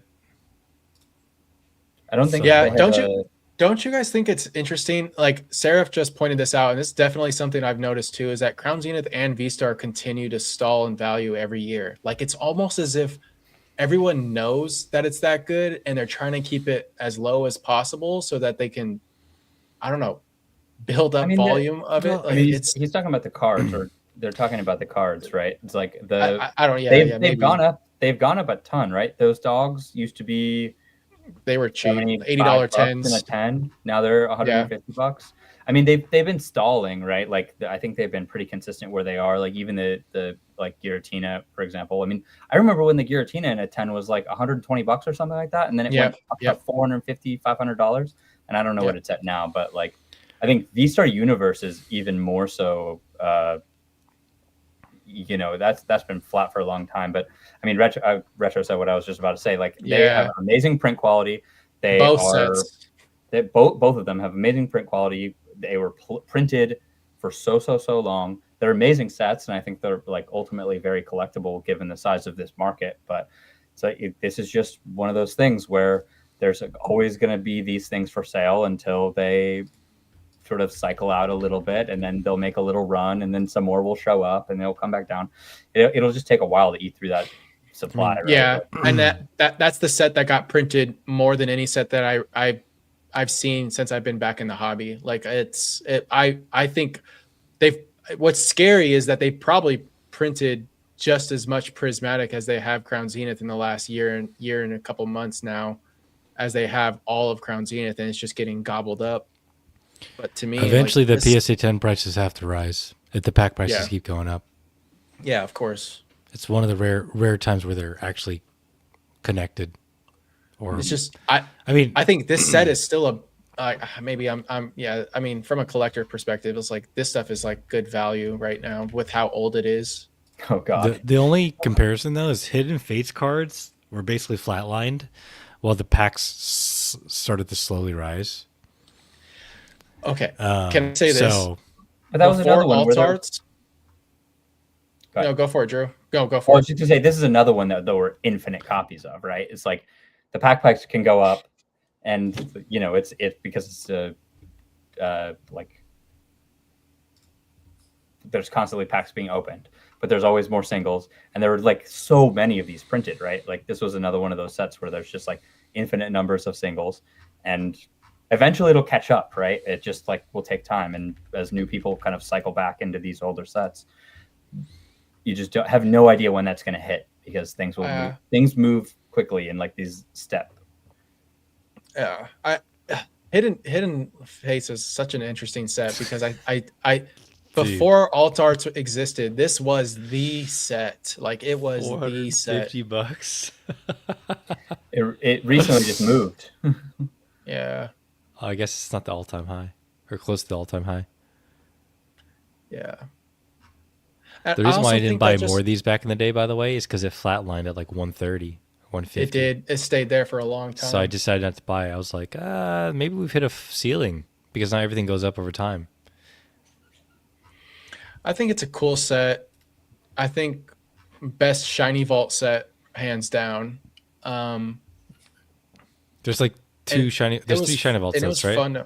There's 3, I think. There's Shining Fates, Hidden Fates, and Paldean Fates. $40 a pack? Wolferinis. I bought a 10 this weekend and opened it, and I got a Ninetales. Talk about a V-shaped recovery right there. There's actually not that many listings. That's quite surprising. I saw a good. It has some cool pack arts. I will say that. Should we drop $16,000 and buy all these packs from Guild Wars Games?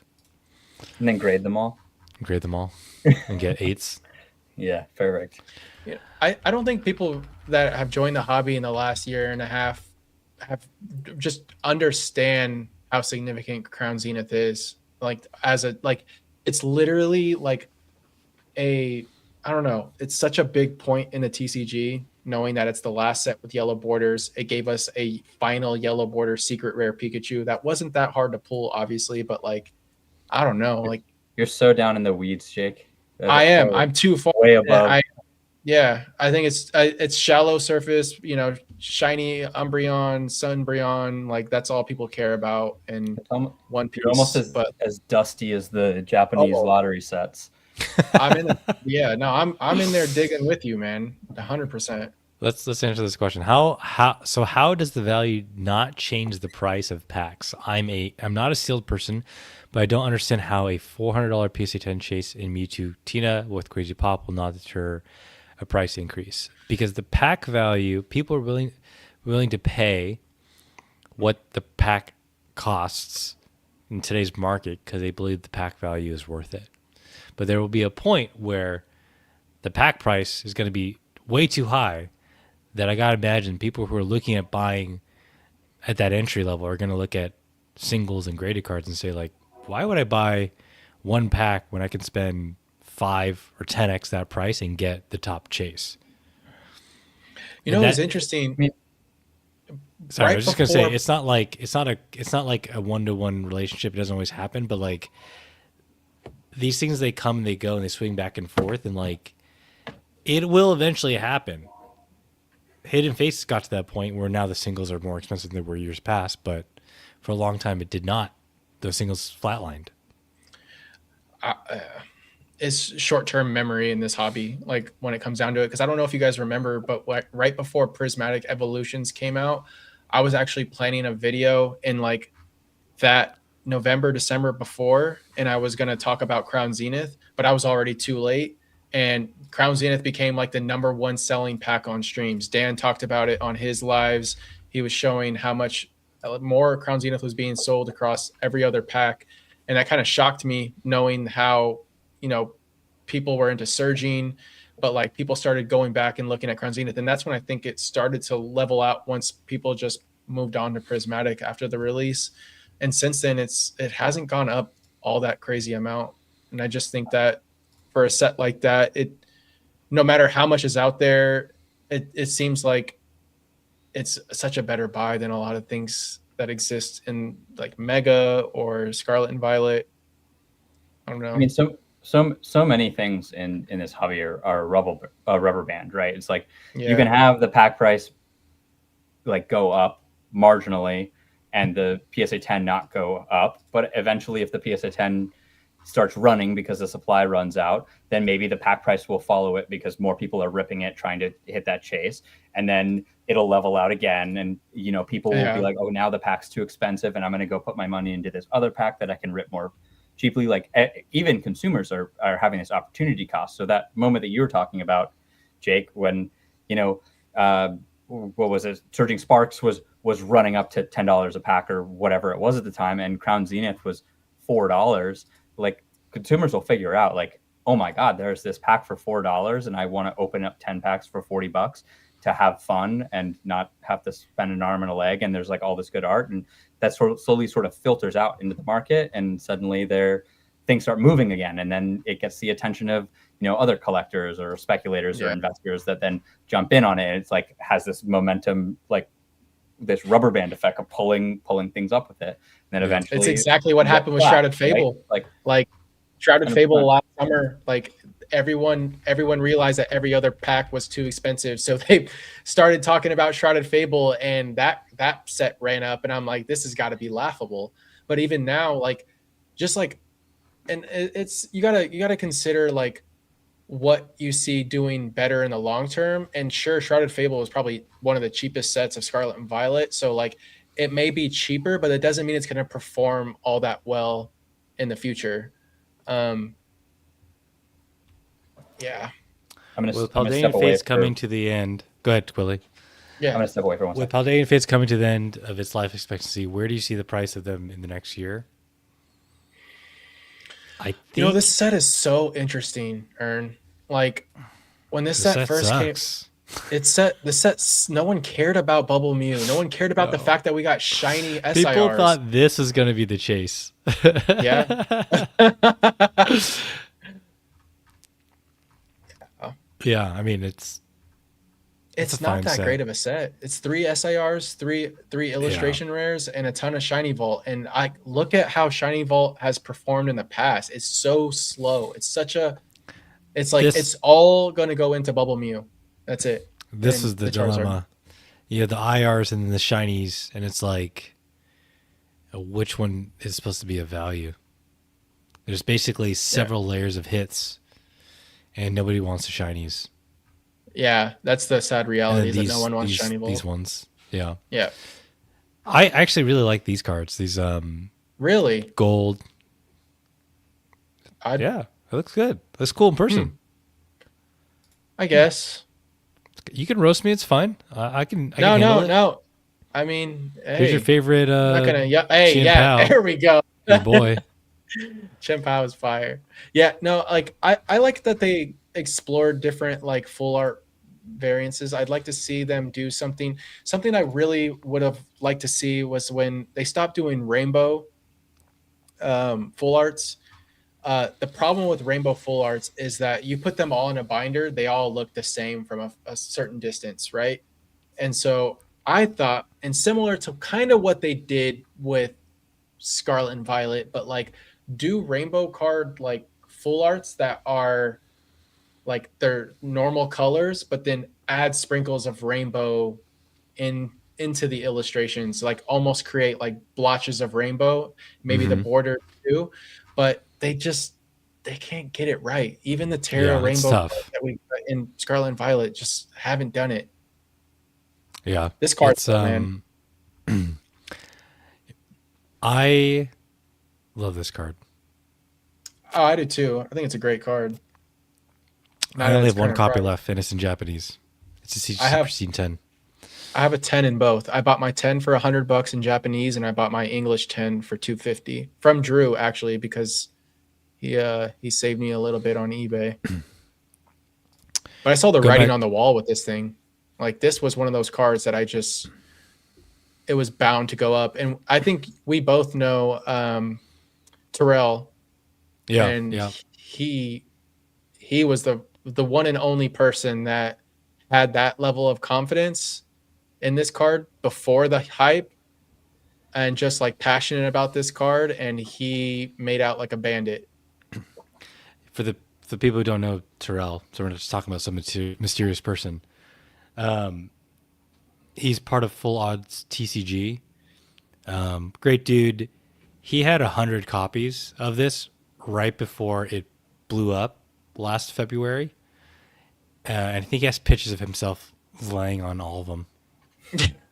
That was a great photo. That was a great photo. With Paldean Fates coming to an end of its life expectancy, where do you see the price of them in the next year? I honestly think a lot of this has to do with where Crown Zenith ends up, because it's going to be like the alternative to Crown Zenith.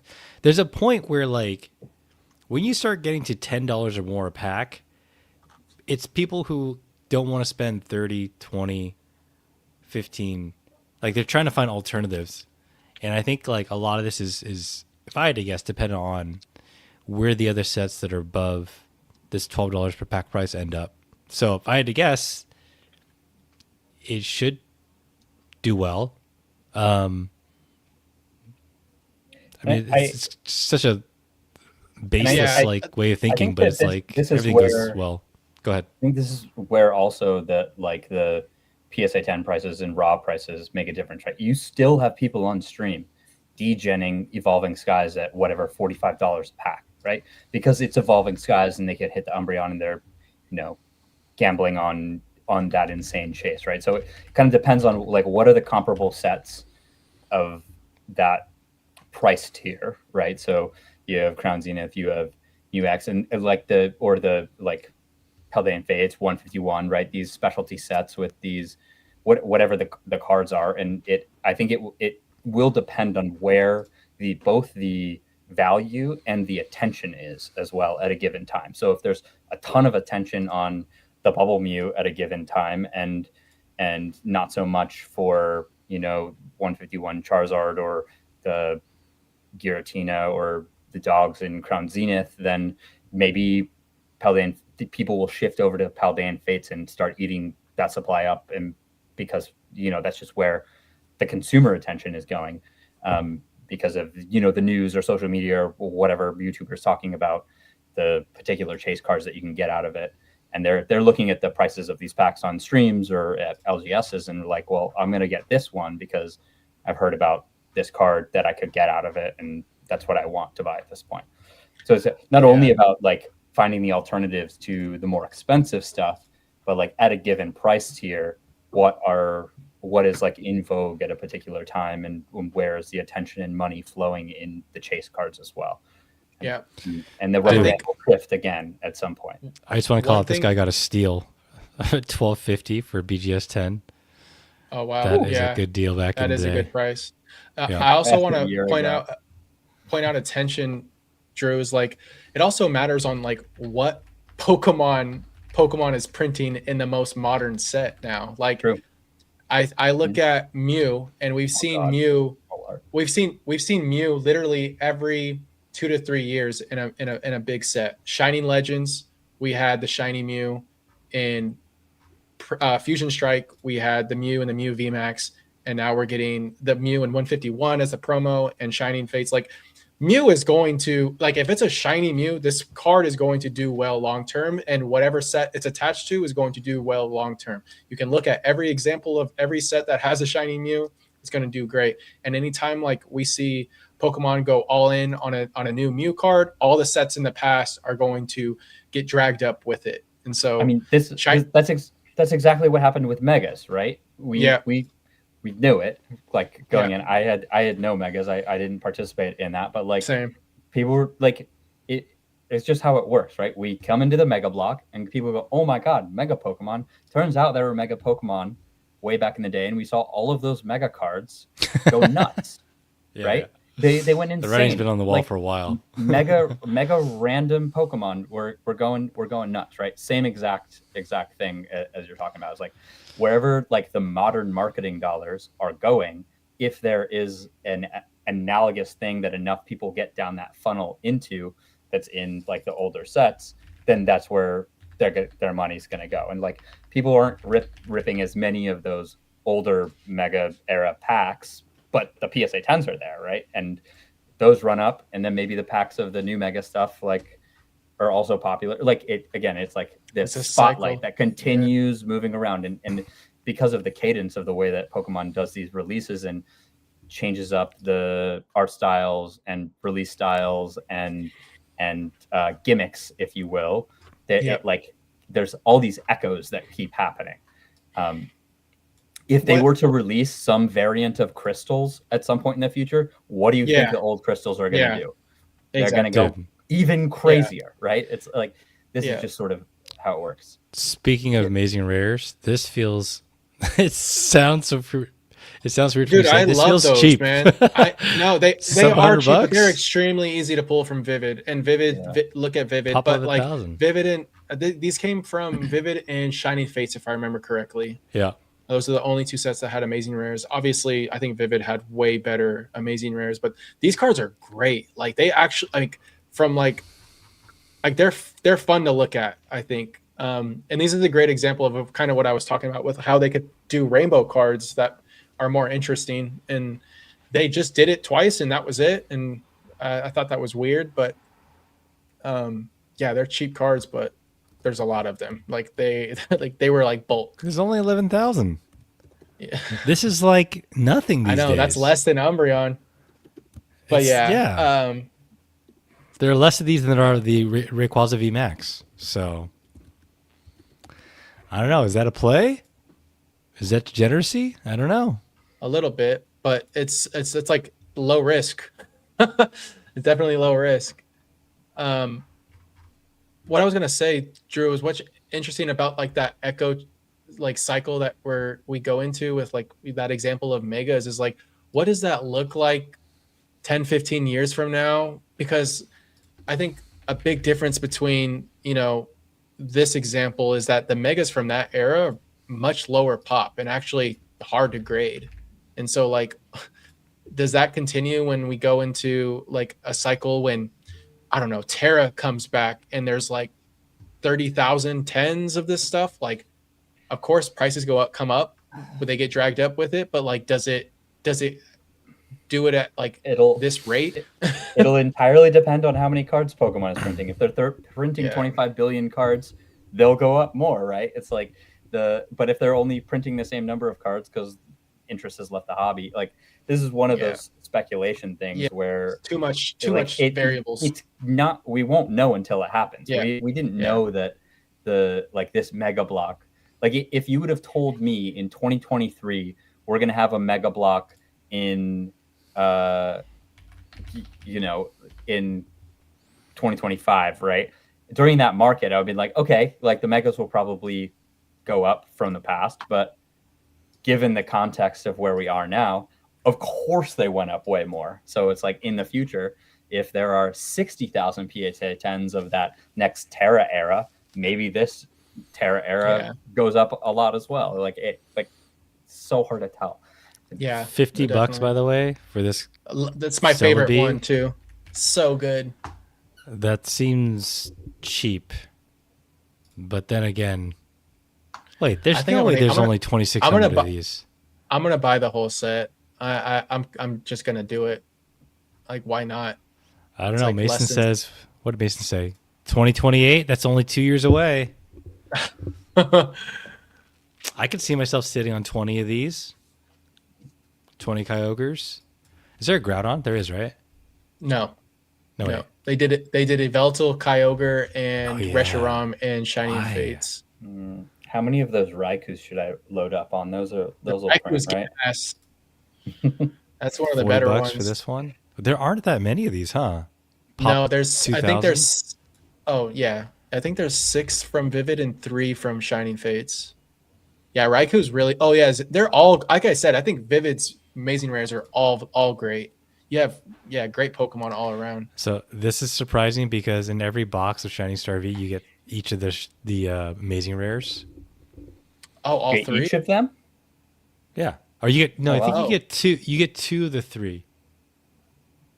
Someone can correct me in chat. You either get 2 of the 3 or all 3. I think maybe 2 of the 3. But you're guaranteed to get them in every box. But only 3,400. That's crazy. What was the other reason Amazing Rare? There's Reshiram, Yveltal, and Kyogre, and then if we're talking Vivid, Celebi, Rayquaza, Celebi, Zacian, Raikou, and Raikou. Am I missing one? Zacian, Raikou, Celebi, Rayquaza. There's another one. There's 7 of them, right? Which one am I missing?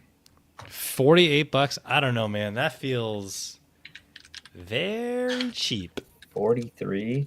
But then again, it's Zamazenta. It is both Sword and Shield dogs. Zacian's cool. Zamazenta's not all that great. Shield face. Shield face, yeah. $50. Yeah, but I mean, like those will probably sit at $50 for a long time.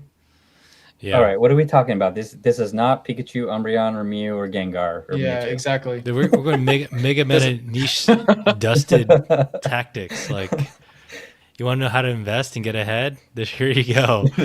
Show me a video on the entire internet that's talked about this card. You will not find it in the last 3 months. If you made it this far in the stream, you get the real sauce. Yeah, here's the real sauce.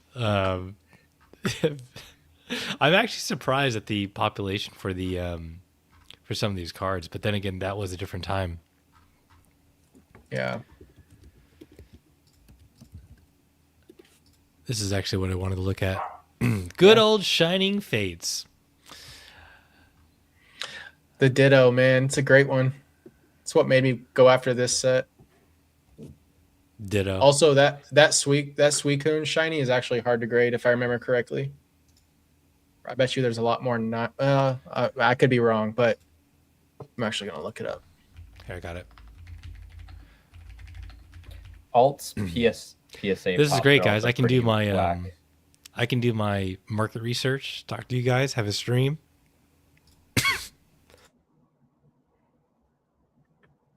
Find my place. $100. Pop 587. That doesn't. That's got to be wrong. Give me what's the cert? 6856 3886 If it's not wrong, then I'll see you guys after the stream when I buy a bunch of these. It was 6856. What was it? 6856-3886. There's 1,300 of them. Oh no, 500. No, 587. That's crazy. Right, well, on to the next. We won't be talking about that card anymore. Coughing. I told you. How about that coughing? Oh, that coughing's gonna boom. Hey, coughing's pretty. Yeah, coughing's pretty cool. What about Yamper? Yamper's pretty popular. Yamper, I love that stupid dog. Oh my god. Yeah, Shining Fates had really bad print quality for the shinies, the baby shinies. I remember that. And that Suicune's definitely the best one, I think, from this set. Minccino, Dreepy, Rotom. Man, It's this set crazy has that this so set- many forgettable Pokemon. Yeah, no, Like, this, like, this, Yeah, and to I think wonder- how expensive I wonder this set why they're- was. I wonder why they're $2. Snom. What? Yeah, how much? Imagine if the entire market cap of the Mega Charizard just went into these cards. We could pump them up. I'm gonna consign so many amazing rares through you, Drew. Just Oh, it's gonna be just you wait. sick. Send it. I don't care.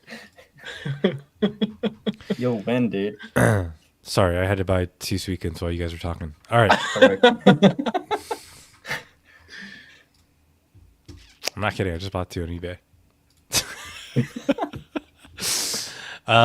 What is this Zard at? I'm actually curious what the population is. Charizard, VMAX, Shining.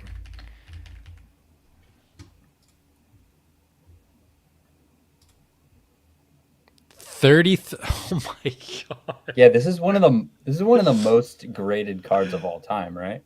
I think think it's so. in I think it was PSA's in the top 10 10s. list. Yeah, I think top 10 Pokemon also talked about it too.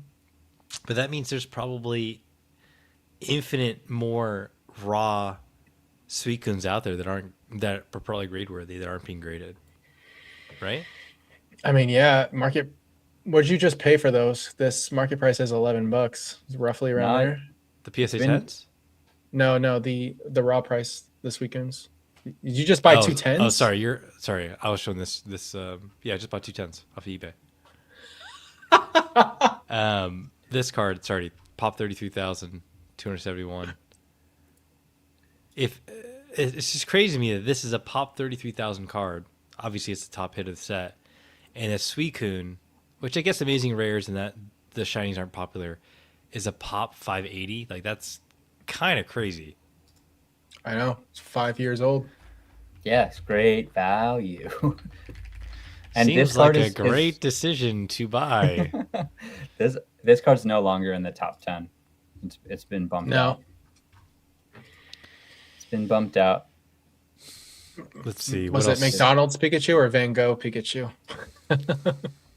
They don't even have the McDonald's on here yet. Yeah, I from think what is it just hasn't English been or is it updated yet. Dude, Oh, this good card being question. $34 is a shame. These cards look Is it? phenomenal. Is it? Yeah, they look awesome. Do you know what Pokemon right. it is? I don't know, but it looks Unsubscribe. cool. Unsubscribe. Unsubscribe from our podcast, guys. That was the 34 worst bucks thing for a I've ever PSA. heard. Look at this card. You call Nope, yourself a it's real garbage. collector? What am I It's like even I'm looking at? It's like a Rorschach painting, dude. That might as well be a Duraludon. All right, you guys win. Oh, boy. I'm just surprised. It's still pretty cheap. I mean, nothing else in this set. Is this Lapras worth anything? Let's see. Nope. $50. So it's literally just the Charizard. It's literally a Zard and a Suicune that I carry this set. Suicune. And even then, the Suicune is only like $120 PSA 10. That's what I paid for mine. It's wild. Yeah. That's You know the set Man. that everyone should really pay attention to. Oh, all God. right. All right. What? I have a prediction. that All right, go last for year it. it was going to get $400 ETB. We're getting closer. Almost It's there. 173 per. But more keeps getting listed, and no one's buying them. Look at this abysmal sales volume. Yeah. I mean, Wow. This is one of the Any- best ETB arts. So I think that this card it is a great ETB art. It's this promo that is the most graded Number one. English card. Yeah. Right. Sword and Shield 50, Yeah. right? I think. Yeah. Yeah, 50. Most graded English card with 81,000 copies. It's crazy. Yeah. The V Charizard is the better card of the two, of that and the rainbow. But I mean, everything changed after Battle Styles. It's just everything shifted. Like the top chases are no longer rainbow full arts or gold cards or black and gold cards. It's just not it. I had this hypothesis that this is the better buy over the ETB long term. I think that's a very good theory because There's nothing else in the set. there's nothing else. Yeah, right. That and the V card. Yeah. These are the other cards. Are you going to go after the Gardevoir? Not The terrible. ETB at this point is Yeah, only $13. it's a collector item. Like the box itself is what people want. They don't want to open it. It's not worth it. It's Yeah. Machamp's Path for a reason. I opened up more than 100 packs before I actually hit my first Zard. Ouch. Not a Super proud moment dark. for me. I graded the Charizard V, like one of my first ever submissions that I had sat on for like a couple of years. I think it's a cool shiny, definitely one of the better shiny full arts, but This one is pop 17,000. It's actually going for more than the rainbow wow. one. Is that right? Looks No. like I mean it. that makes more No, sense to me. those are listings. Oh, listed. No, yeah, it's going for more. Yeah, Power Creep is definitely crazy. I remember Shining Fate's release. That was something else. $150 ETBs. Never recovered. Pop 17,000, last auction 375, 370, 350, 420. It's going for more than the rainbow one. That is I mean, It's shiny, The- dude. I think yeah, it's it's shiny. shiny. Yeah. Yeah. But I like the rainbow one. I think it looks good. I think there will be a generation of kids that grow up wanting rainbows. I think there's definitely going to be a place for rainbows in the next 10, 15 years. But not my generation. Who knows? I think they just suffer from all looking the same. Yeah, no, that's fair. Shiny Star V. This card, this Marnie in a 10 was going for like, I sold a copy with James 2 years ago at least, I think, for like $550 in a 10. And then we had a big crash, and now this card in the 10 goes for like $200. Not even. This was the top That's card of the wild. set for years.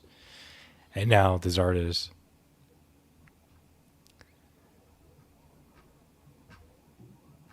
Crazy. You know what are probably good buys that I don't think get any attention are those prize pack cards. Like there's so many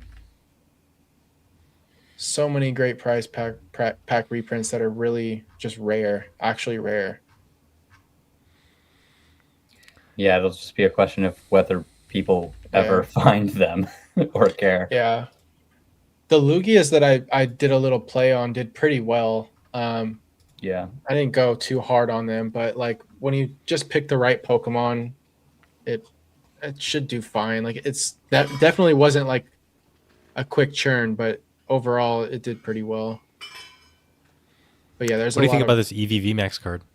No. I know Mason's probably in here thinking What?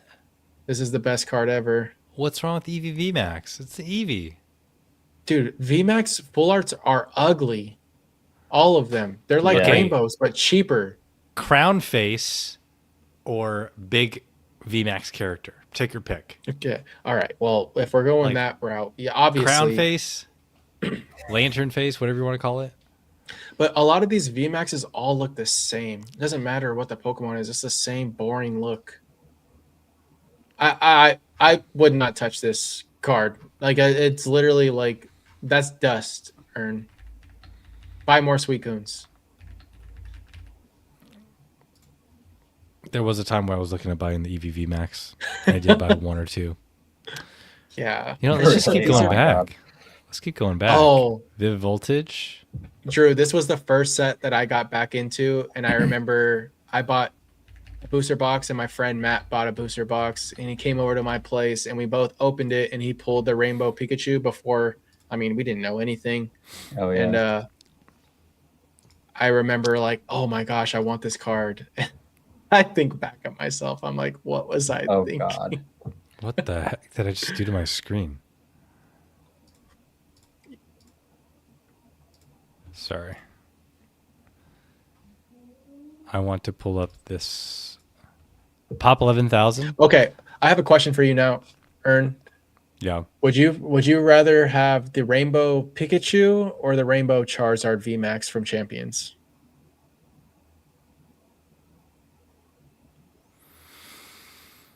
The Zard. I Because it's agree. the only hits the The hit only in the hit in set. the set.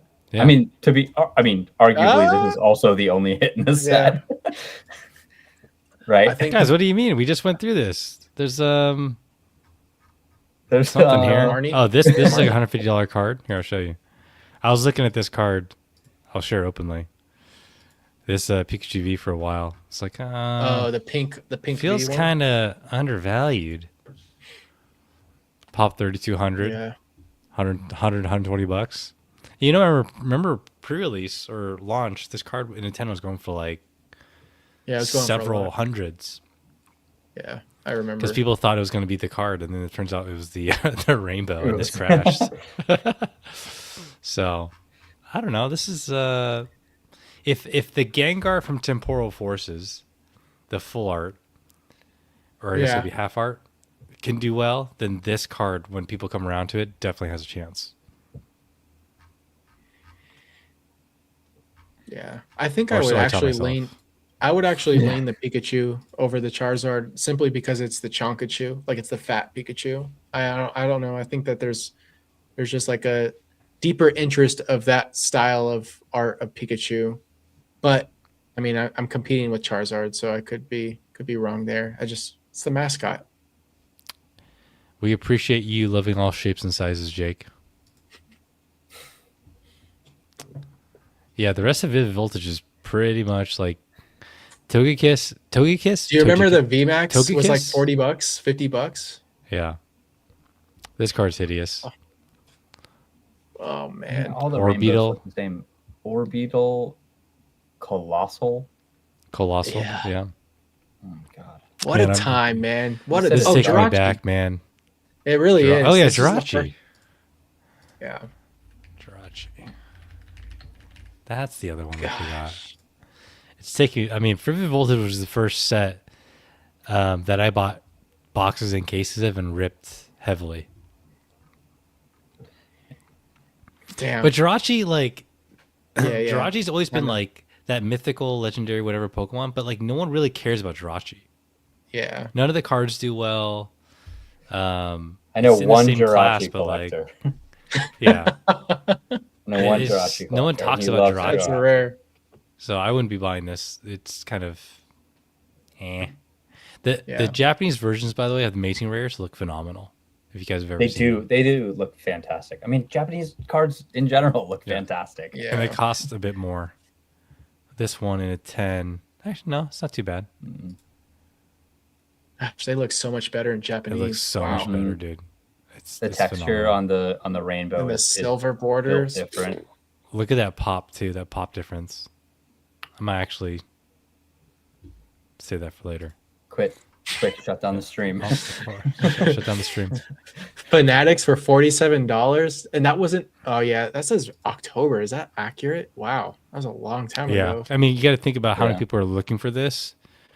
The market price isn't going to go up if there isn't demand, and so Yeah, Mhm. yeah. you I know, it's and this just person crazy. auctioned it. So, who's bidding on this type of thing in this day and age? Yeah. Yeah, it's not an evolution, so who cares? Anyone else feel alt is dead? Completely dropped the ball. I don't know what that's in reference to, but I like Well, using alt to comp. I mean, nobody uses alt because all of the slab buyouts are on card ladder pricing. Like that's Yeah. literally the reason. That is like that's literally the reason why everyone is like, we use card ladder now, because they all bought the subscription so that they could go buy slabs at whatever percentage of card ladder pricing and then sell to grading. Like, so if anything, it's packs. the ultimate tool to test who you're talking to. Just say like, hey, what do you think that goes for? They pull up card ladder, you'd be like, dude, get out of here. Yeah.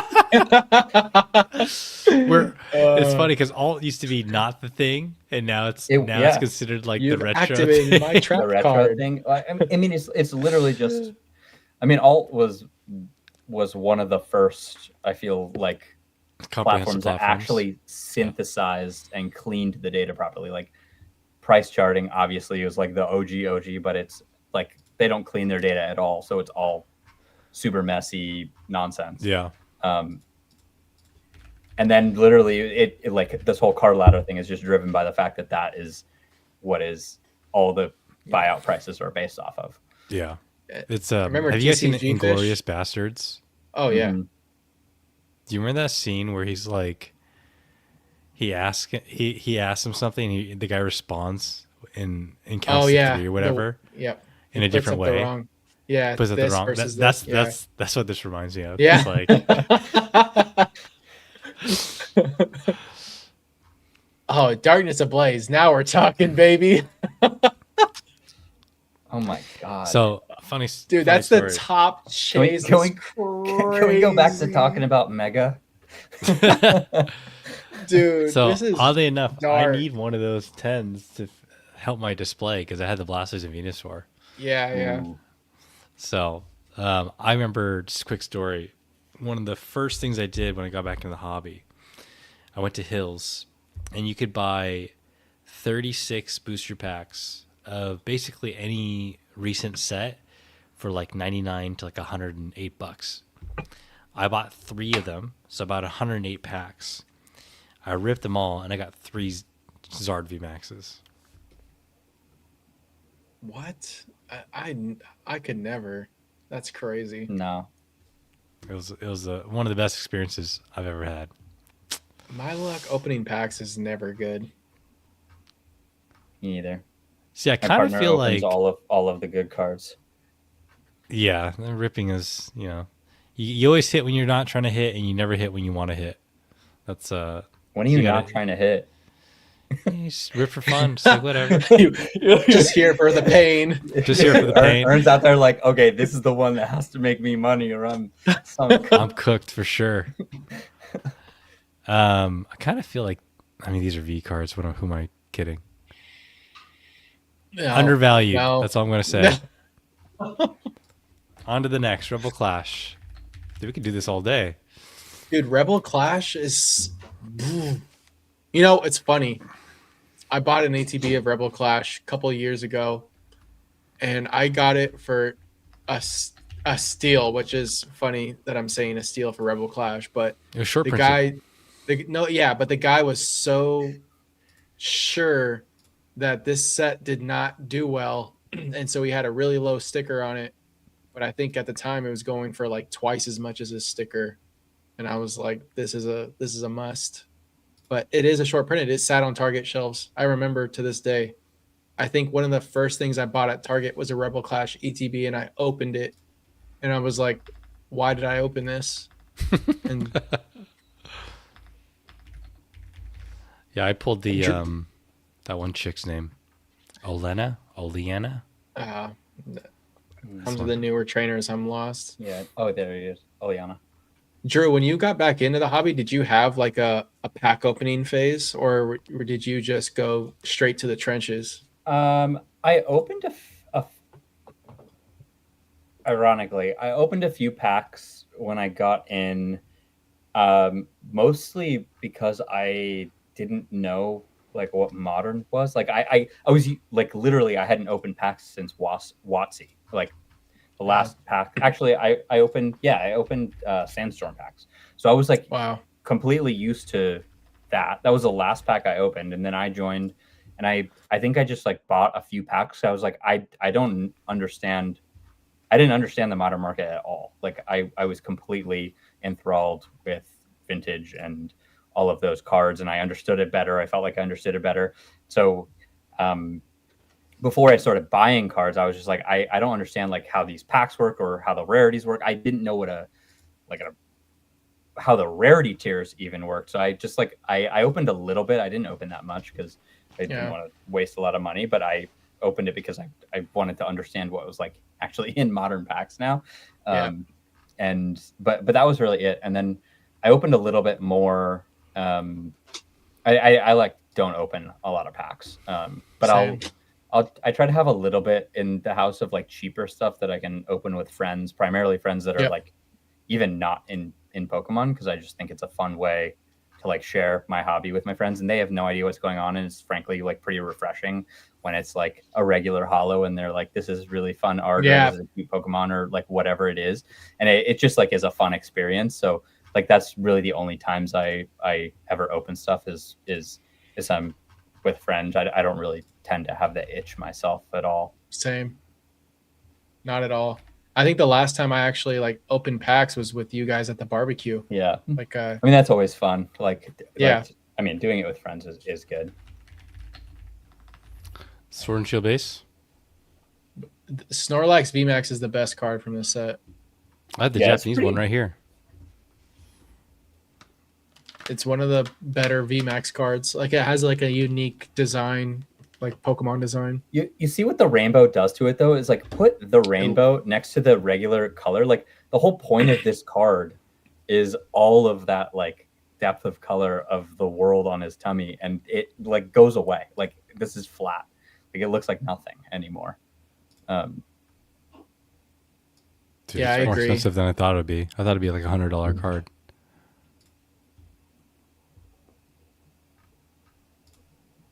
That's Japanese. 150 for the rainbow in English? This seems Ooh. non-rainbow's the same price. Yeah, because it looks way Wait, better. what? It still looks It terrible. does look better. Yeah, it still looks terrible, but it It looks definitely better, but it still looks better. terrible. It's just the foiling on these early Sword and Shield cards were weird. I don't know what it is Yeah. about them. It's that They sheen look hollow. like cheap. It's Yeah, they're cheap. Yeah, it's flat. like one of the. It's very flat. Yeah. I bought a handful of these Marnies back in the day. I have like 8 of them in my closet somewhere. The trainer. Because I thought, for some reason, first trainer, first set.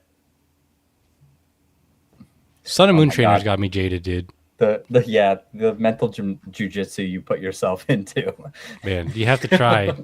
You have to buy and try before you die. That's the motto. Yeah, exactly. You gotta try it. Otherwise, I mean, it is a card, so it'll do well, right? Like, thanks, Drew. Thanks, Quilly, for the Don't worry about it. analysis.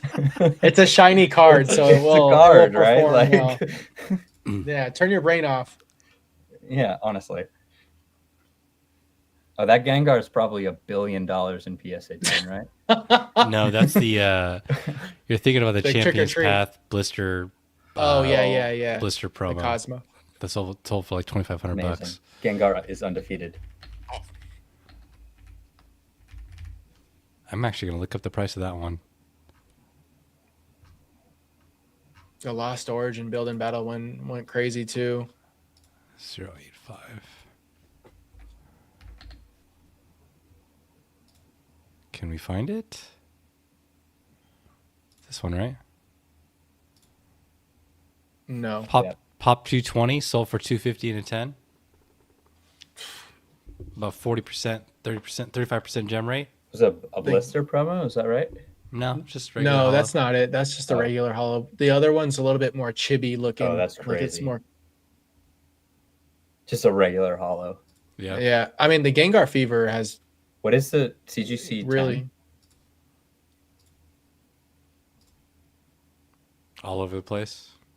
Yeah, I mean, It's just so low pop that it's incredibly volatile.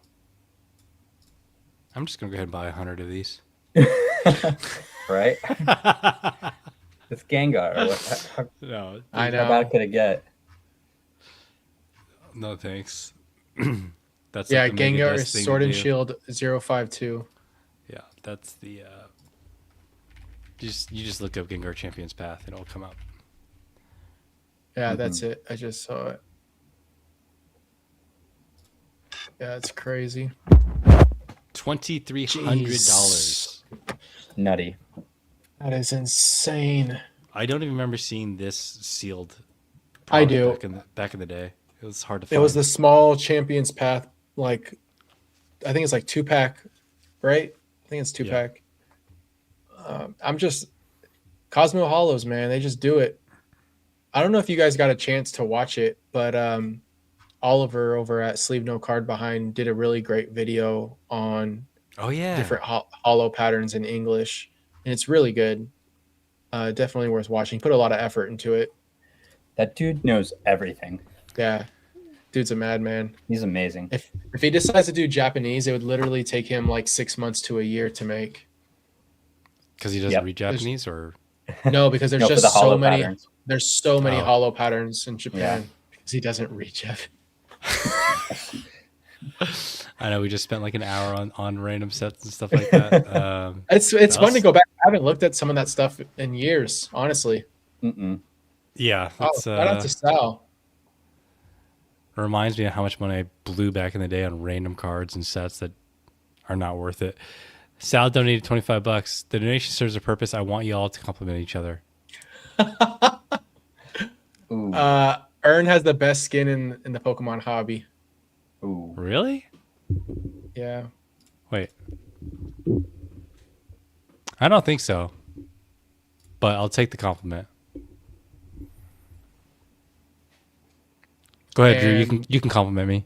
Oh no, Okay. I got one more. And Drew's the smartest and most kind friend I know. So kind that he took me out to Sonoma for my birthday and got me drunk all day. So, yeah. Perfect. So 2 each or 1 each? Yep. Yeah. I mean, Jake's. I've frankly been really enjoying the artist content. Like your knowledge of all the Thanks, artists is so cool. And I mean, especially with your design background, it's really fun to like see you applying that to Pokemon. Appreciate you, dude. Pretty amazing. And Ern, it just has a uh-oh, did my headphones die? No, you're No, there. but your compliment definitely died. Yeah, my headphones did die. Yeah, Ern has take some of the biggest swings around. you got To who? No, you got some big brain plays out there. Oh, you mean like my that's a- gambling tactics? Yeah, your I see. your tactics are next level. Thank you. Yes, I think that is a compliment, and also It is. you Oh, it's fun. admiring me. Well, what can I say? There's so many great things to say about both of you.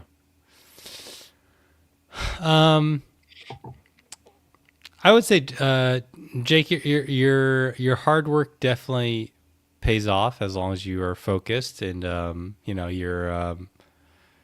don't give yourself enough credit. I think when you're determined enough, you can do great things.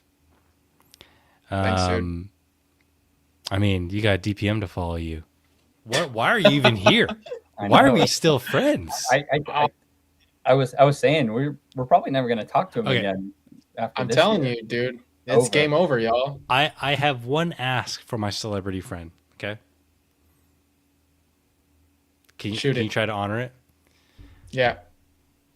I'm not a celebrity and I Please- won't be, but yeah. Please go to Card Party to just buy cards. Please don't go on that game show. Oh, absolutely not. Just No. Just No, hang no, out with that, us, there's just buy no cards. there's no way. There's no way. No. I'm just saying it. I will not be in support in the crowd. I would not be watching that. I will be sourcing. I will be yeah, eating. no, absolutely not. Yeah. I will be in the And we- trenches with you boys till the and end. Okay. No, Will I you stand in see line Tucker- for him at the creator booths, the meet and greets? Johto Jake next to Rusty. You know what we should do, Quilly? We should bring our own signs and walk around Jake and say, "This is Johto Jake," and just walk Dude. around. I will say, no. So Tucker, just hearing Tucker's, like seeing how much Tucker has to do at these events, and then also see how drained Danny looks at these events. Like those guys are grinding, and I'm like, as great as it is, and as much exposure, and how awesome of an event Card Party is, I want to be there as a spectator all the time. I don't care. Yeah, like I like cardboard, and I like hanging out with people. Not, I mean, but that's I why mean, they're in the position that they're in. That's why they're so successful. Is they really grind that out. But if you did answer the call, I would not hold it against you. It's not happening. I don't know I'm why. just saying, I don't want to put you in that conversation. spot. Like, No, you get a no. gold letter invitation to be on stage and play Family Feud or whatever. That's awesome. That sounds great. Oh boy. Quilly, I have to say, I think you're genuinely one of the nicest people I've ever met. Facts. Regardless of what Jake says about you. Behind closed doors. Yeah. Yeah, no, definitely. I make fun of him for liking Absol up until this new Mega Absol came out, and now I finally understand. But Are there like 4 Absol cards? How many cards are there? I don't know. We only got the new Mega. I think I only there's not have that like, many. I only have like 3 of them so far. No, there's So like there's not that 20 many. or 30. Yeah. I forget which set it is in like early EX era, but it's the Arita Absol where it's like profile, but it's like one of my favorite Absol arts. Where Without it's, getting a, where yeah, it's leaking or like the 7-Eleven promo. it might be the 7-Eleven promo It's in not- English. It's Arita though. That's all I remember. No, this one's Ueda. No, yeah, Yeah, not that one. It's Not the that one. 7-Eleven one, like where it's on Pride Rock, right? yeah. Yeah. Okay, Yeah. nerds, let's figure this out Super in real juicer. time. This one? It's the e-reader. It's Oh, an e-reader? e-reader. It's, Oh, yeah. this one. Oh, there it is, right there. Yep, on the left, second. Yep. Yeah. But this looks like the card you that just Team showed, Magma? Quilly. No. No. Team Magma. This is the Oh, I guess. the Okay. EX one. Yeah. Well, this That one's one's the really good. World Championship pack one, but it's so good. yeah, yeah. that one, the 7-Eleven promo Absol is one of that one and this one that I have are my 2 favorites. They're so good. I One's really power. want to see the Mega Absol Z get a special illustration rare this year. And that the Team Plasma one is also low key juice in Japanese. It has is. amazing foil. I just picked that one up. Yeah, it has such a cool foil in Japanese. Dude, the card looks great. Pokemon looks great. Slept on. Super Agreed. Investable? Investable or no? I mean, if it was an amazing rare, maybe. Maybe, yeah. Damn. I don't know about Investable. investable, but maybe it will be with all these new Mega Absols. Maybe people will like them. Maybe. All right, Maybe. let's go through 1 or 2 more questions, and then we should call it a night. Jeremy Yeah, asked if sounds we talked a little bit about this earlier, but are we all going to Card Party San Diego? I think there's a lot of maybes on this Mhm. panel, but most Likely. likely, yeah, I'm more Likely. likely. I'm like 90%. It really depends Yeah. on school for me. Yeah, that's. I mean, oh yeah, that's around the time you might actually potentially finish. So, You know, it just Yeah. depends on if it's crunch time or not. dude, no, if forget you school, hang out, buy some cardboard. Yeah, come on So, now, late I mean, nights, Dan told me walking to the quit my job, streets. so. Legitimately. Yeah, Legitimate question. What happens if you fail this semester? Oh. I can't. he's not failing. Oh, great. Are you just No, there's no. there I literally win. are you kidding me? So the way that- Drew failing. the way that these programs work, and like the way that I haven't taken classes since my end of my 2nd year of my PhD, and then the rest of it is just doing work in a lab and working on a paper. So like I'm already cleared to graduate. Like I've already finished everything. I just need to finish getting my paper out once that's published. which will happen okay. one way or another, right? There's no like grade. There's no like all of that has been checked. Yeah. Oh, okay. Not too bad then. I can't wait for you to not use that and just go full-time Pokemon. I don't know about that. I don't think I can do You that. know, if in the next year or two, Dude, if I'm careerless, I would probably try to figure it out. dude, if there's someone that I would bet and gamble on, it would be you. Like, come on now. How much would you gamble on? Would you front this money? Would you front this money? I'd put that money on you before I put it on One Piece. Let's just put it that way. Oh god, we gotta shut this down really quick. No, Oh my gosh. I just wanted to say, I wanted to go back to Sal donating again. Thank you, dude. Really do appreciate you for that. But like the whole complimenting thing, and like, we all know each other in person. I think we've really built like great relationships with one another. And I feel like we're very lucky to have that in this hobby that I don't think enough people get to experience. And I think being able to bring that to the internet and just hang out and talk Pokemon has been great with you guys. And, I don't know, maybe I'm a little bit sentimental right now, but like, I just really thankful for both of you guys. And yeah, crazy times, exciting times for everyone. Yeah, you guys mean a lot to me. So yeah, I just wanted to say that. Pokemon changes lives. Let's just put it that way. Oh yeah. I'm glad that we could find some opportunities while looking at TCG player together. Hopefully people I'm probably don't buy all the Suicunes though, because I think I want a legitimately someone else just bought one for $150. that was literally No way. because of the, I'm looking it up right now. No way. There's two left, 150, 160, 166. So good luck. It's Oh crazy. my gosh. I mean, it's a good buy. It is. The fundamentals check. Low pop. Like the funny thing about like these crazy booms, there's only so many things left that you could buy. Yeah. So like it's just like a pecking order. It's like, okay, modern, what's available? All right, vintage, what's available? And then you start going through like every set, and just seeing like what's popular, what's low pop, and you just place bets. Like it's not complicated. As long as you can It's afford not complicated. Yeah, as long as you can afford it, like that's, you know. So Kai's that gonna said, buy him out. Kai's gonna buy him out literally right now. He has no shame. He literally just bought one. I just saw it fly out of my cart, and this one too. Uh, All right, cool. He Throw it will on. Yeah, forever awesome. be my second favorite person in Australia. Not my Well, first. If you are selling any mint copies of the Suicune from Shining Fates, please let me know.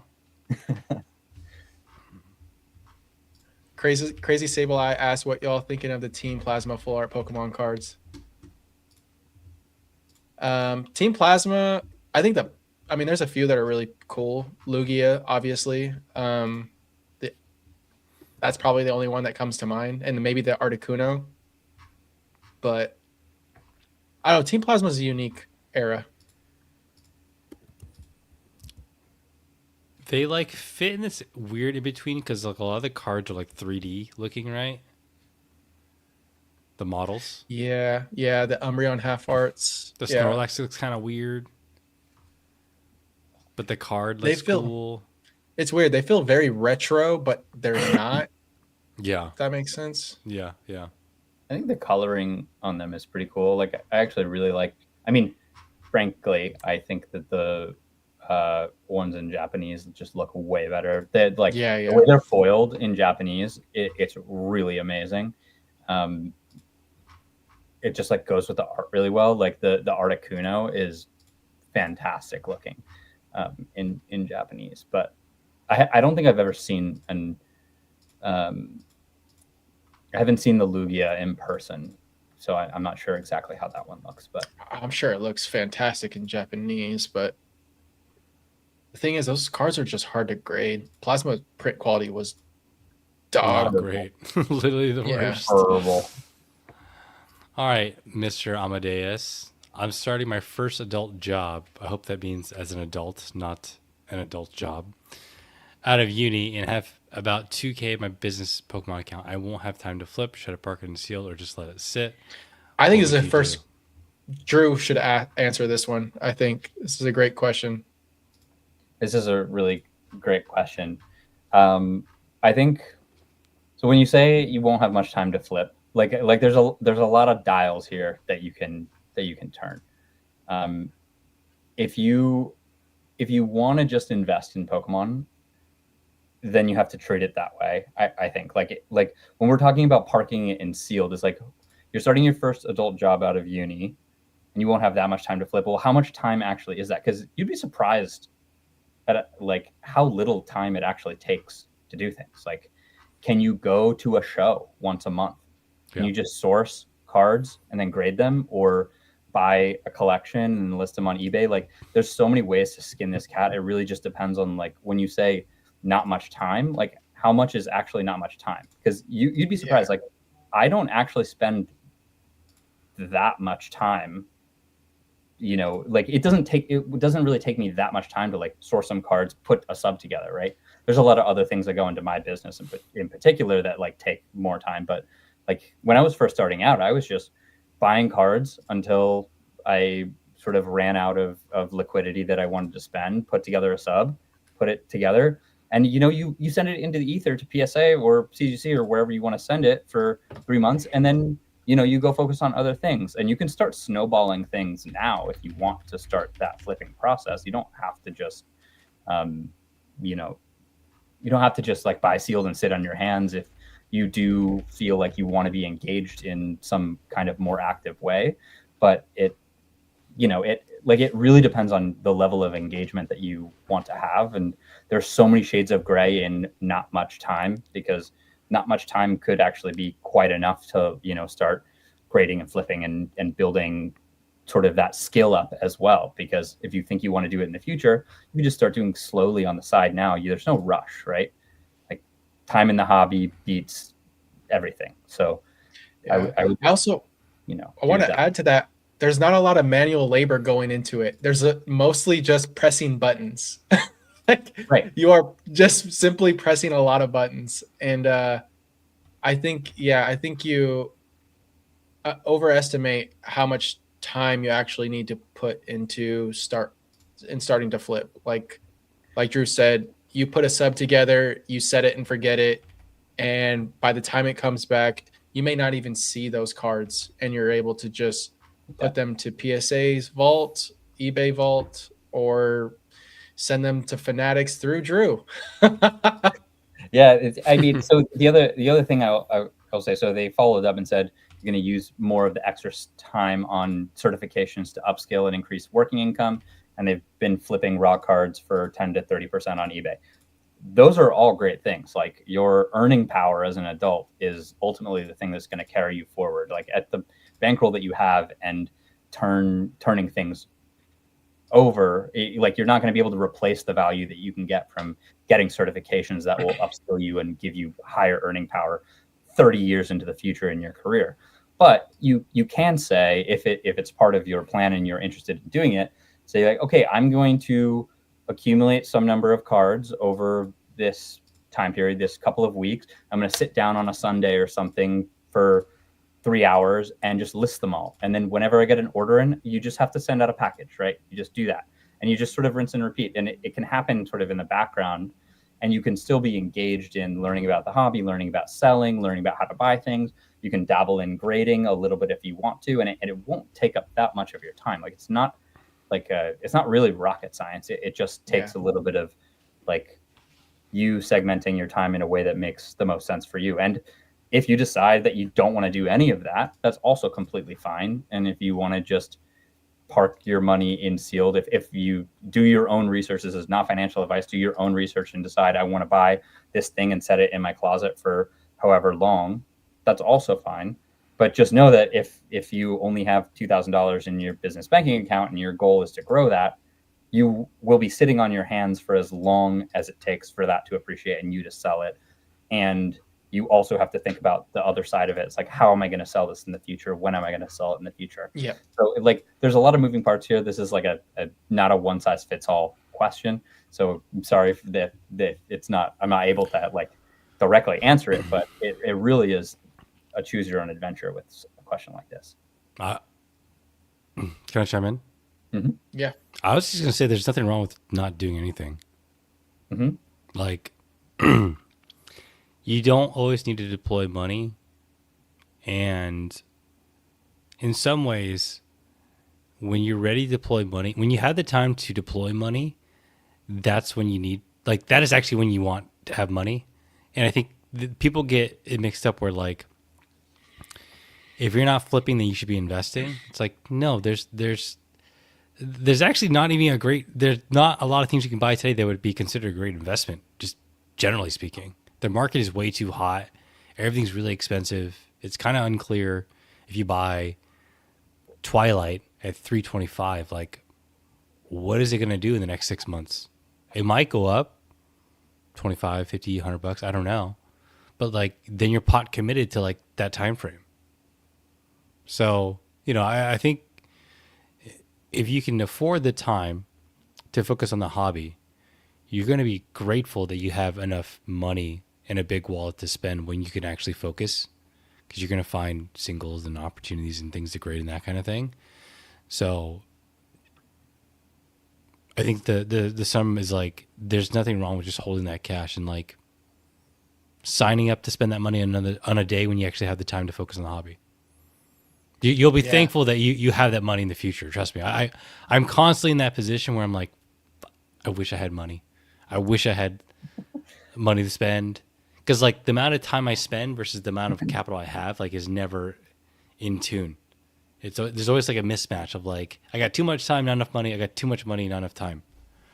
I think that comes with like this feeling that you have to spend money to engage with the hobby. Like, that's been kind of like forced down most people's throats, which is literally not the case.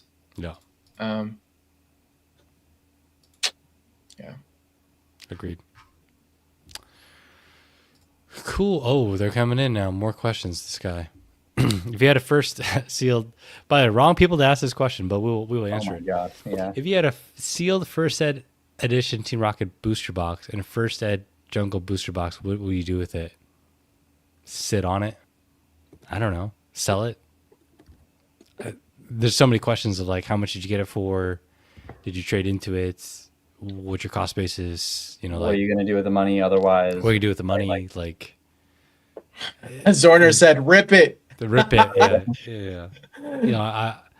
Man, if I had a first ed rocket box, it'd be tucked away. Like, I would never, like, that's the one box I want to go after. But there's so many questions for this question, like, in order to answer it. Like you said, is this from your grandma's basement? Did you just recently buy this?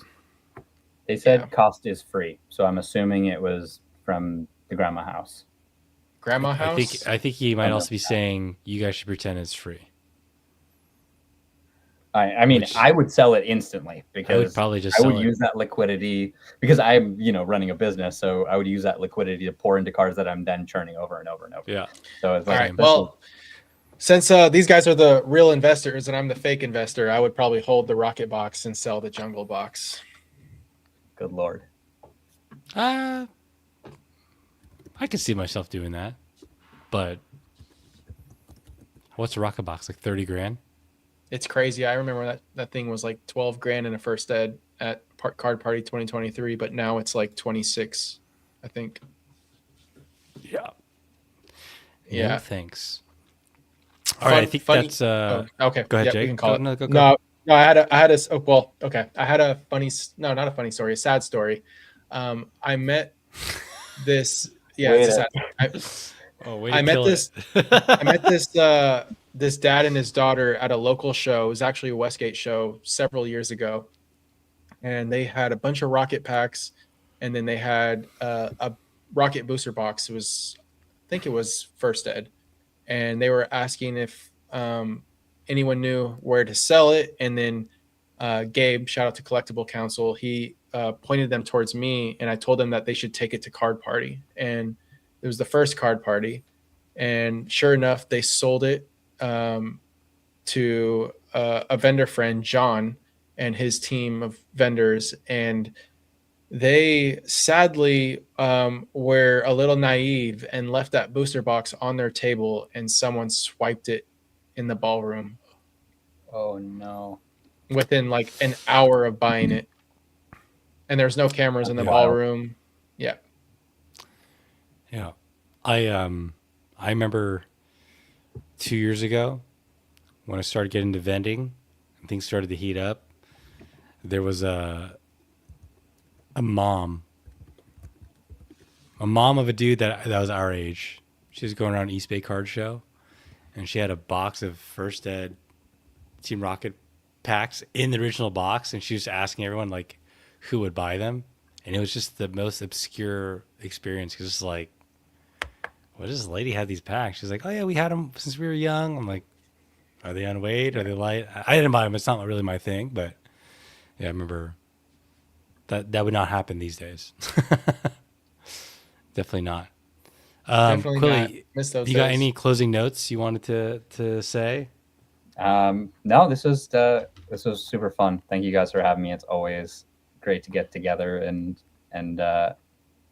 love your guys' chats always. So it's an honor to be on and am I the first guest? Is that right? You are the first Wow. guest. I'm Yeah, honored to be the definitely. first guest. And also last, so congrats. That has went so poorly with me. No, well, it's because of me and my opinions on One Piece. Don't Oh, take God. all Oh the yeah, Drew. I'm gonna need a yeah.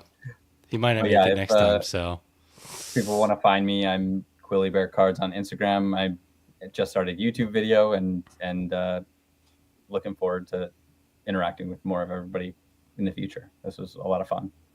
Oh yeah. Go subscribe. Go follow him on Instagram. Do all the socials. won't Jake, regret it. anything offensive you want to say to One Piece people or anything? Anyone No, else? I've said enough. Okay. It's